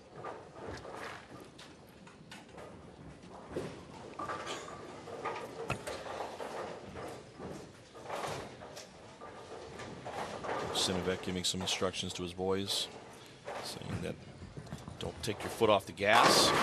Tough break there by Blake, but 181 for Grand Island, 194 to 181, and Fremont off to the quick 2-0 lead here in our best of 5 for the Class A Boys State Championship. I want to remind everybody out there, good old NET Sports, anytime, anywhere. What do you got to have? You got to have an app. Download the free NET Nebraska app today. You can watch college player profiles, full-length episodes from Big Red Wrap-Up, live web streams, and so much more. Just search for NET Nebraska in the App Store, or you can go to netnebraska.org/apps and download it for free. Take NET anywhere you want, John. I always said we need our own apps. You know that? Have our own personal apps. You know, you could follow us around, see how much fun it is to be me and you for a day. I mean, you know, that'd be great. It's like reality television, but backwards. People would be bored. For me at least. It is what it is, Steve. Fremont out of the gate fast. They want to win this baby and head back up towards Highway 30 and go home. And Grand Island, you can just tell by their body language that they just seem maybe a little shell-shocked. Oh, well, that was a tough break there. Leaving the 5-7 in the pocket. Yeah, it looked like a great shot. Just didn't drive through the pins. Needs to get the ball to the right side of the 5 pin, try to slide that 5 over into the 7.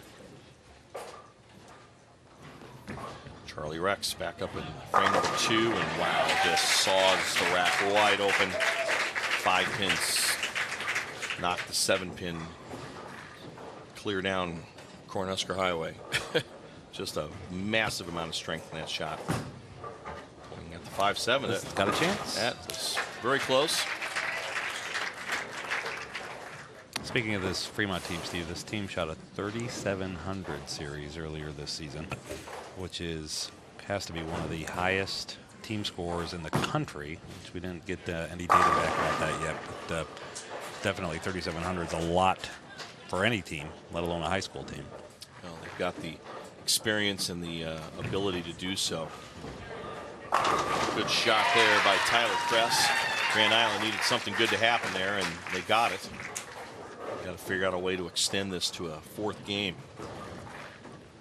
Down by 10 pins. Cross lane. Oop, Tyler Sinnebeck. A little fast there, John. Looks like he got to the line just a little quick. And that he did, Steve. Just a small mental mistake there. Just didn't quite take enough time to get set and get focused to shoot cross line at that 10 pin. Brad Reed with a strike can make it closer. It was left off of his hand. Somewhat of a good break there, going through the face like he did, leaving just the 3-6-10. It's not a split, so just needs the ball right side of the 3 pin. The ball will take out all 3 of those.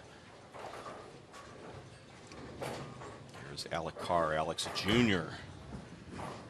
And narrowly avoided the 7-10 there. Alec with a 300 game. Shot that in the 6th grade, John, at the 30 Bowl, and had an 8-16 high series 2 years ago at Westbrook Lanes in Columbus. So Cresses come from a bowling family. Both mom and dad bowled. Been bowling for 10 years. A lot of great coaches. Of course, his dad, Terry Sinnebeck, Bill Lau, there, another great bowler back in the Fremont area. Good spare. And the 2 open frames by Grand Island is not helping your cause. No, but Nick Jewell would like to get up here, get a strike, because they're only down by 20, and a strike would actually pull them within 10 if he can do it. He's made some really good shots earlier in the match. Assuming this one will be the same way. He's a man of all business. Looks pretty good off his hand. Very good shot. He's been pretty steady the whole set here. Cuts the lead in half to 10 now for Fremont, and finishing the 5th frame is Zach Carr.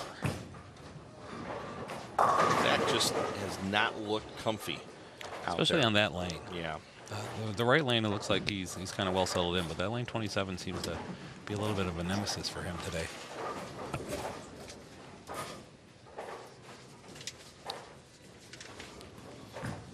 Blake Ernest trying to take advantage of the strike. Does with a nice double. That will help Grand Island out going into the latter half of this game. Cross lane and spare for Zach Carr. All right, we are through 5 here in our Class A state finals. And sport fans, NET is for you. We bring you more Nebraska high school and collegiate sports than any other Nebraska network. If you'd like more information on dates, times, available webcasts, and such, easy to find. NETnebraska.org has all your information on all the great sports NET has to offer. We've got basketball coming up, wrestling, swimming, a slew of sports on NET. A lot of them hosted by the great Larry Putney. The great Larry Putney. Larry is one of Nebraska's best play-by-play guys. Does all the sports, does a great job. Snuck out early on us today, but tough shoes to fill, small shoes to fill, but we'll fill them. Good man. Good man. Tyler Push up on the right-hand lane for Fremont. Fremont finds themselves behind in the match now for the first time, but a strike here will even it back up. Only in the 6th frame. Just a little fast there, John. Got that ball a little bit right at target, it looked like. Yep, a little bit right. Comes in light, leaves the 2, 4, 5, 7. Not an easy spare. He'll have to get the ball to the right side of the 2 pin to cover the 5 and let the 2 take out the 4 and the 7. Cross lane, B.J. Kramer going for that 10 pin. Needs this to pretty much an even ball game here. Right now we're still about a 5-pin lead for Fremont, and plus whatever we get in pin count here. So we'll just call it about a 10-pin lead for Fremont. With a spare here, an open frame will produce a lead for Grand Island. And what are you, psychic?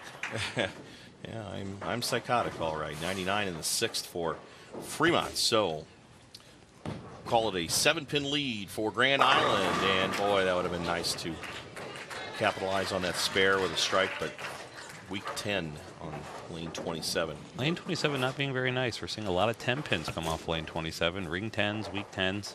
They're leaving them about any way possible. Charlie Rex. And I think we're now beginning to see probably that 27 might have a little bit of a bit earlier hook, which might be causing those 10 pins. And obviously they move over to 28, and we've seen bowlers come up light now, 2 in a row on 28. So, you know, and that's possible even in the days of computerized lane machines that put down exactly the exact milliliter of oil on lane to lane. Each lane surface can be unique, and it's just a matter of a quarter of an inch here or there can cause the ball to hit the pocket or miss. Absolutely, Steve, and that's exactly what we're seeing. That lane 28 must just be that little bit, what we say tighter, referring to the fact that the oil is going down the lane a little bit farther or is just a little bit heavier, causes the ball to skid, and the ball skids by the head pin. So this left lane, we should see this ball hopefully go right to the pocket. Again, we see the hook a little bit early, but that it does, goes right through those pins. He takes out the 10 pin, no problem. Keeps Grand Island in the match. Fremont with a 5-pin lead here. Would like to end this and go home with another state championship, another repeat. Tyler Sinevek, oh, a tough break. Leaves the 4-9, left a bunch of 10 pins. Earlier in the match, he's been in the pocket. That ball just drifted a touch high, and it looks like Fremont made the move there. It looks like they squared up a little bit and tried to roll the ball a little bit into the pocket, which they did. They made the, looks like the right move, but unfortunately a bad break for Fremont. Nick Jewell giving the Islanders a double and the lead. Difficult spare for Tyler. He gets the ball to the far left of the 4-pin. Gets one. It's actually, in this case, is actually very good because in the event that there is not a strike here from Grand Island, the match actually will be very, very close. But Grand Island up by about 20 going into this 10th frame. This first strike would lock it up for Grand Island, and that ball just didn't finish. Went down the lane, left the 10, but still in good shape. Grand Island a potential 183 with a spare and a strike. Fremont would have a potential 186, but would need to have a 3-bagger in there to get there. And they leave the week 10 also. Well, Steve, it looks like we're going to live to see match number 4 is what it looks like, John. Assuming we get the spare. Yeah, both spares important. Open frame by Grand Island is not what you want to see, but that one is right there. Yep. That'll be enough. So we're going to game 4. 163 in the 9th for Grand Island. Potential 183. Best Fremont can shoot now, 176. Excuse me, 160. That's right. You're right. 176. So we need 4 pins. Yeah, 4 pins will lock it up here for Grand Island. I doubt you're going to see this ball stray very far from the center of the lane. I think you're right. As long as it stays behind the line. Blake Ernest with a simple game right in the track area of the lane, and that's as good as you can get right there. So Grand Island comes back, wins game number 3 with a 183. Fremont in the 10th frame will Phil.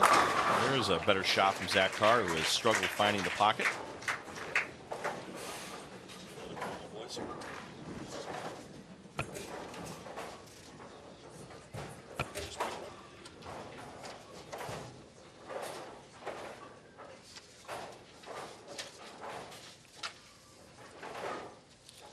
Zach just going to use this opportunity here to loosen up. That looked pretty good the last two shots there, John. Yeah, he's comfortable in that right lane. The key's going to be this left lane because they're going to have to finish over there this game 4. Potential 176 for Fremont. Just not going to be enough. And we'll go to game 4. Zach Carr, of course, with a 300 game and an 835 at 30 Bowl last year. And his dad, of course, has been teaching him since he started a long time ago. 5 800 series to his credit. Good, strong finish by Zach Carr with a 176, but Grand Island takes that third game 183 to 176. Are you on Twitter, John? I am. John, are you on Twitter? Well, I think I'm on Twitter as far as I know. I have to kind of hunt and peck through the internet, but you can connect with all of us here at NET on Facebook, Twitter, add a comment, catch up on the latest Nebraska sports. We want you to make sure to like NET Sports and Big Red Wrap Up and join in the conversation. Just go to facebook.com/NET Sports and connect with us here at NET. Start of the fourth game. Grand Island's B.J. Kramer comes out, leaves the 4-pin. Steve, I think the key to this game is going to be the transition from one lane to the other.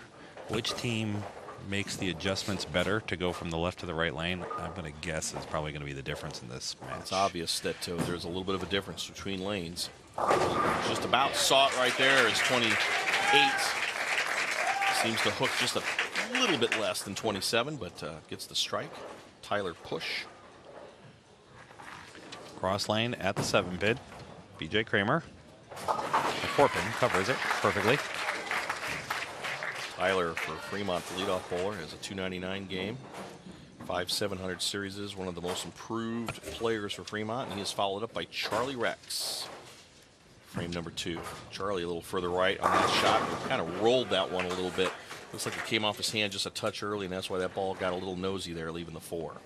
Yeah, good break getting the 9 out there, like we saw from Tyler Sinovac earlier.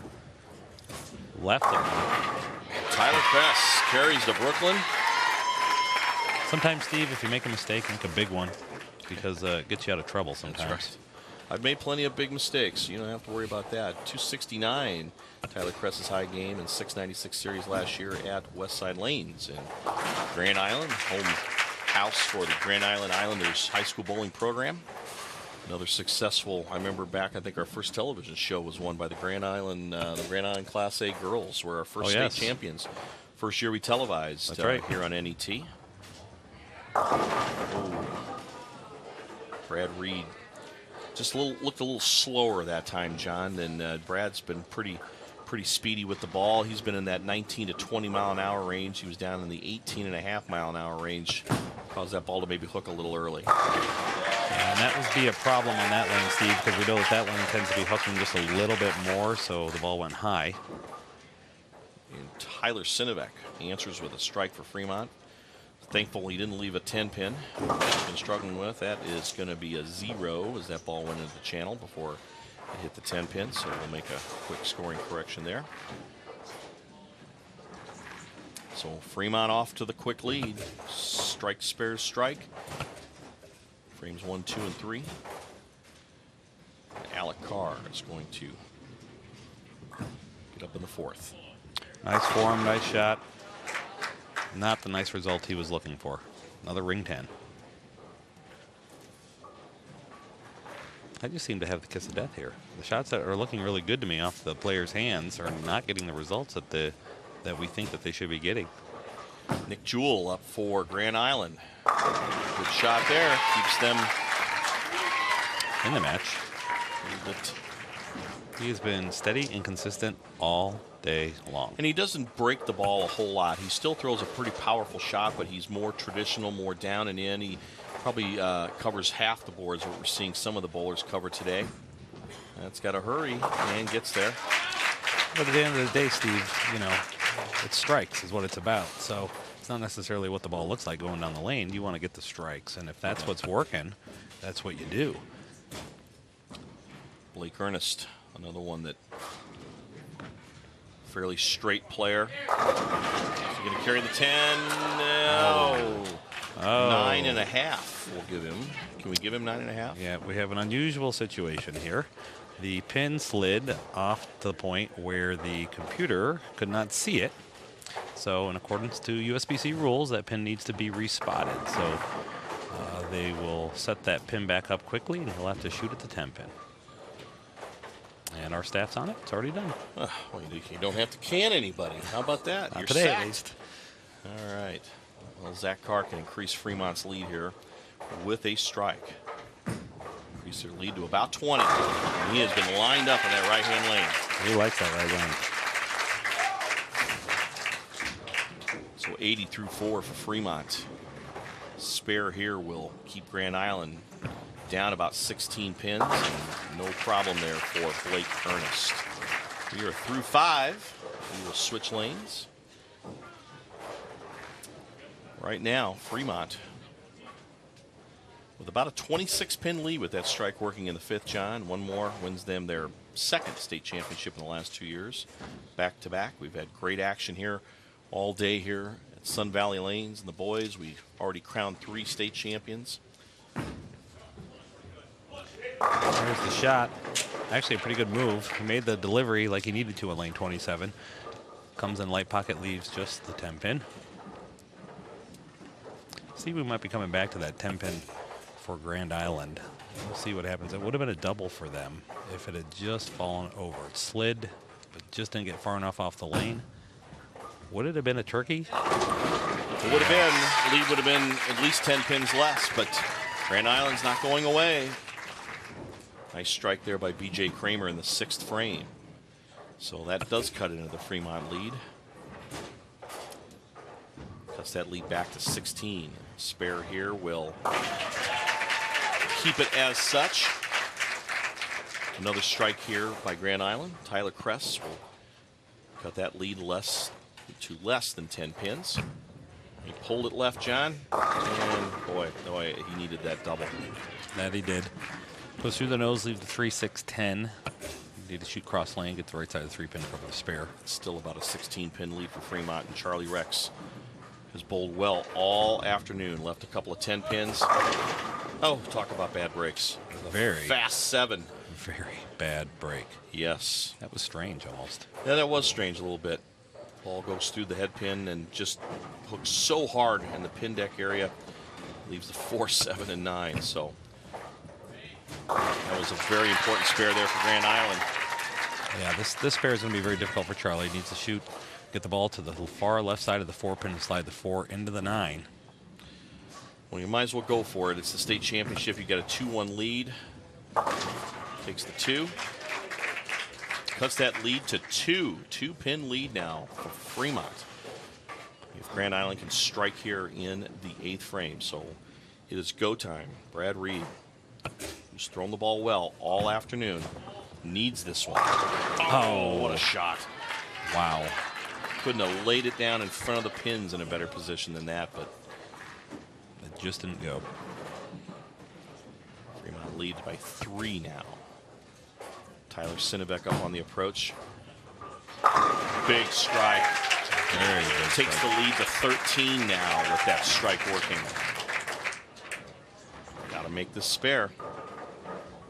Cross lane at the 10. That's got to slide. Oh, no. Turned his hand a little bit there, John. When he came out of that ball, his hand was already on the side of the ball, which causes that ball to immediately go left off his hand. And really, realistically, if Alec Carr can strike here, it is going to be just about done. And Fremont will, unless something catastrophic happens at the 10th frame, Fremont will win the Class A Boys State Championship. Got that to the right a little bit and gets the wall shot. Sends the messenger. Yes. That's... Well, pin count could still be important here. Pin count would be, John, but they would have to strike. Yeah. And Nick Jewell has bowled well all day. Can he do it again? Kind of Yes, he can, Steve. Yes, he He can. hung in a little bit there, but he got the ball back to the pocket, so Grand Island stays alive. They really need an open frame here. And Zach Carr, if he has struggled a little bit, it's been on this lane, but he has felt lined up since then, and that's just about a winner right there. Yeah, we'd call that money, Steve. That is money. Potential 216 for Fremont, where Grand Island, best they can do is to get to 192 if there is any chance here. Blake Ernest has to strike.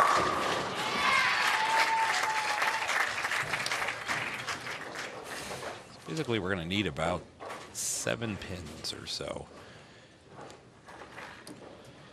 Well, you know, actually, not even. It'll be 4. Yeah, just 4 needs to will be keep it enough. on the lane for this shot, and Fremont will take home the championship. Zach Carr, for as much as he struggled early, has come back and it's just been lights out the last 2 games. Got lined up, and Fremont's going to be in the 2 teens, and they are your Class A boys state champions here at the Nebraska High School Bowling Federation Championships at Sun Valley Lanes in Lincoln. Our 4th boys champion today, Steve. Another good shot there by Blake, but you know, no one likes to lose, and you know, you don't want to be like Ricky Bobby and Talladega Nights when if you're not first, you're last. But you know, both these schools, we see them all the time here on the finals in the 18 bracket. And I think we'll be seeing them again. Going to have Zach Carr finish up here.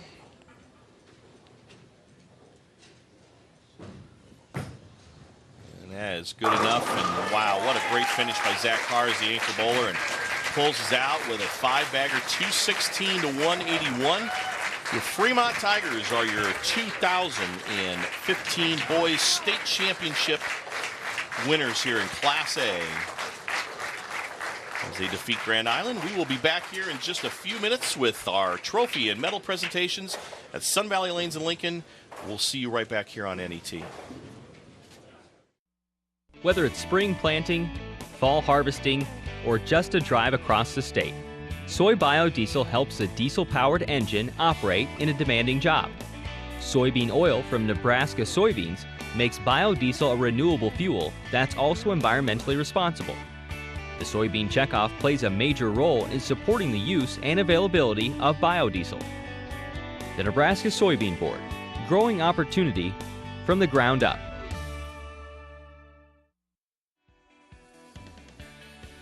Funding for the NHSBF State Championships was provided by the Lincoln Bowling Association through grants from the Alan and Marcia Baer Foundation and the Nebraska High School Bowling Federation. Reminding you that more than 1,000 high school students compete statewide in varsity bowling.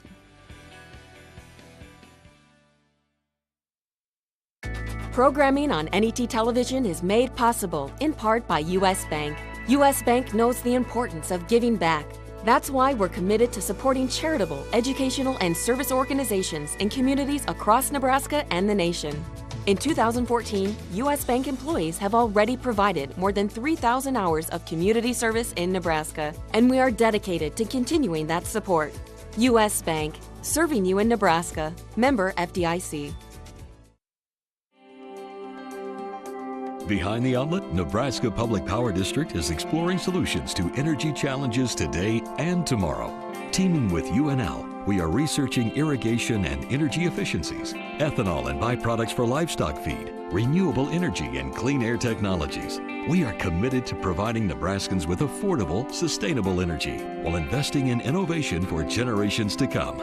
Nebraska Public Power District, always there when you need us.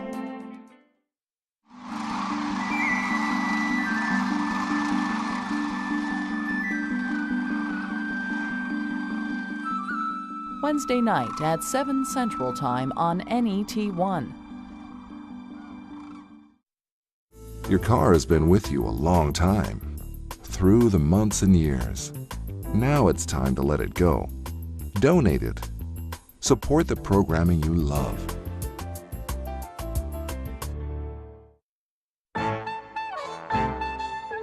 Next time on Antiques Roadshow, it's childhood collectibles, kids' crafts, and tiny treasures. What's your memory of this day? I remember thinking, God, to see a big biceps. They're the smallest Bianchi spurs I've ever seen. They kind of had him dressed like an old-style cowboy. Wow. Yeah. I could just cry. I had no idea. It's Antiques Roadshow, forever young. Monday night at 7 Central Time on NET1. Welcome back to Sun Valley Lanes at the conclusion of a great day of activity here for the Boys State High School Bowling Championships. The Fremont Tigers are your Class A Boys champions in a 3-1 victory over the Grand Island Islanders. We're going to send it down to our champions on the lane, the head coach and one of the players for Fremont, with our color announcer, Mr. John Lucido. John, take it away, my friend. Thank you very much, Steve. I'm here with the senior from Fremont, Mr. Zach Carr, winning a state championship today, and Coach Sinovec. Zach, I had to watch from the booth. I was watching you on that left lane. Looked like you were struggling a little bit over there, but when you needed it in the 10th frame, it looks like you made it happen. What were you thinking as you were going into that last frame? I was just telling myself I got to stay square and keep myself calm. Nerves were definitely getting to me within the last game or two, but once I got the elbow in and got myself slowed down, made stuff happen. Well, you're going out with a bang, and you got your younger brother coming up there behind you. You have any words of advice for him? He's got big shoes to fill. That sounds like a challenge to me. Coach Sinovec, another title for you. It's just a great thing. So we know you're losing 2 seniors. You have some more coming up in the pipeline. How are things looking for the future? I feel pretty good about the future, but if I could interject one thing, I want to congratulate Grand Island on a great season. It's a well-coached team with good kids, that great bowlers, and great fan support. I commend you. And this is kind of what we had hoped at the beginning of the season, that it would come down to us two, and great season. Back to our team, I think that we have a couple of sophomores that are going to help out a lot, and hopefully we're back here with Grand Island again next year. Yeah, and I agree with you. We knew going into today it was going to be a great match because Grand Island is definitely a formidable opponent, but the Tigers did it. So another state championship for Fremont. They've done it, Steve. Class A boys, they're your winner. Back to you. John, thanks a lot, my friend. The Fremont Tigers, your Class A boys state champions here at the Nebraska High School Bowling Federation Championships at Sun Valley Lanes. We are going to send it down to our PA announcer, Mr. Dwayne DeMode, for today's medal presentations and trophies. First with our runners-up, the Grand Island Islanders. All right, ladies and gentlemen, how about one more nice round of applause for our 2 finalists?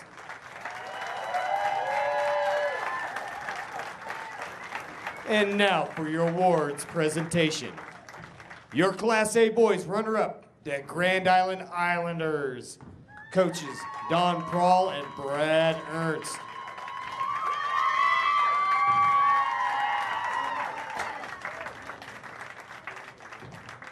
B.J. Kramer.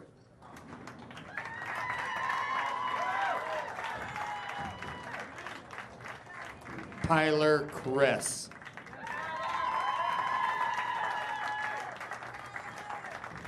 Brad Breed.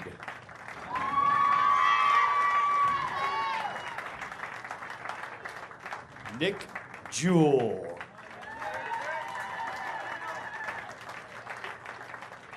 And Blake Ernst.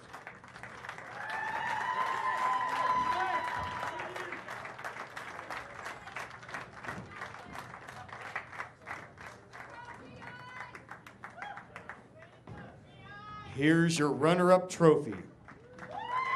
Congratulations to the Grand Island Islanders, your Class A boys runner-up.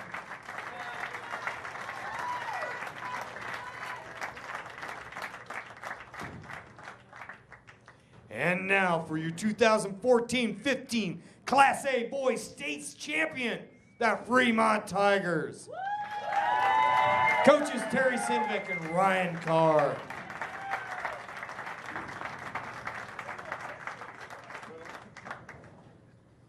Tyler Push.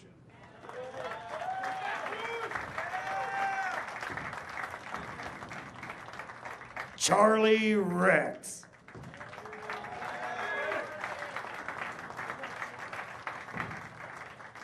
Tyler Sinovic.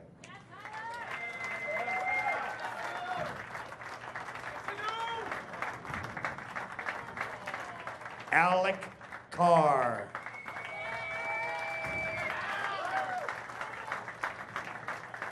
Zach Carr.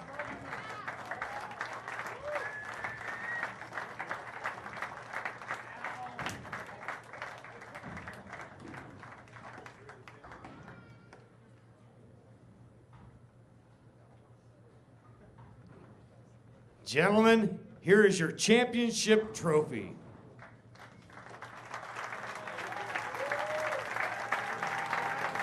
Congratulations to your 2014-15 Class A Boys State Champions, the Fremont Tigers. All right, there they are, your Class A state champions, the Fremont Tigers. John, another great day of bowling here. Another great year of high school bowling in Nebraska. A quick recap, Class D Ravenna started the day off early today with a victory. North Bend, man, what a team. It'd be interesting to see the North Bend boys try to compete with the Class B and A boys. I think they would hold their own. Very, very, very great bowling by them. Hastings, of course, winning again.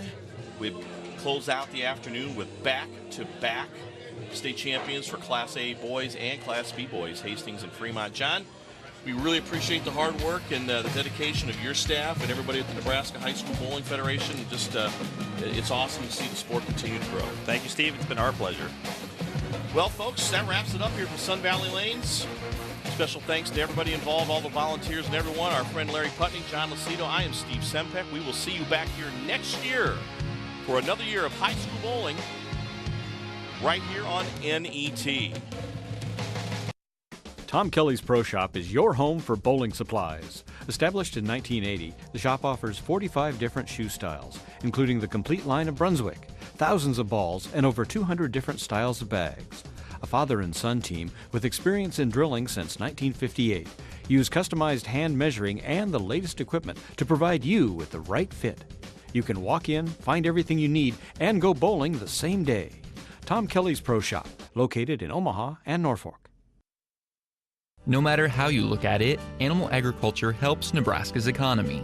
The livestock industry provides increased tax revenues for schools and community services. Livestock enterprises also create jobs while contributing to existing businesses such as local banks and grocery stores. A thriving livestock industry helps maintain our current way of life, but also provides opportunities for the next generation of farm families.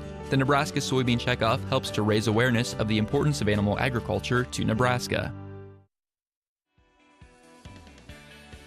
Funding for the NHSBF State Championships was provided by the Lincoln Bowling Association through grants from the Alan and Marcia Bear Foundation and the Nebraska High School Bowling Federation. Reminding you that more than 1,000 high school students compete statewide in varsity bowling.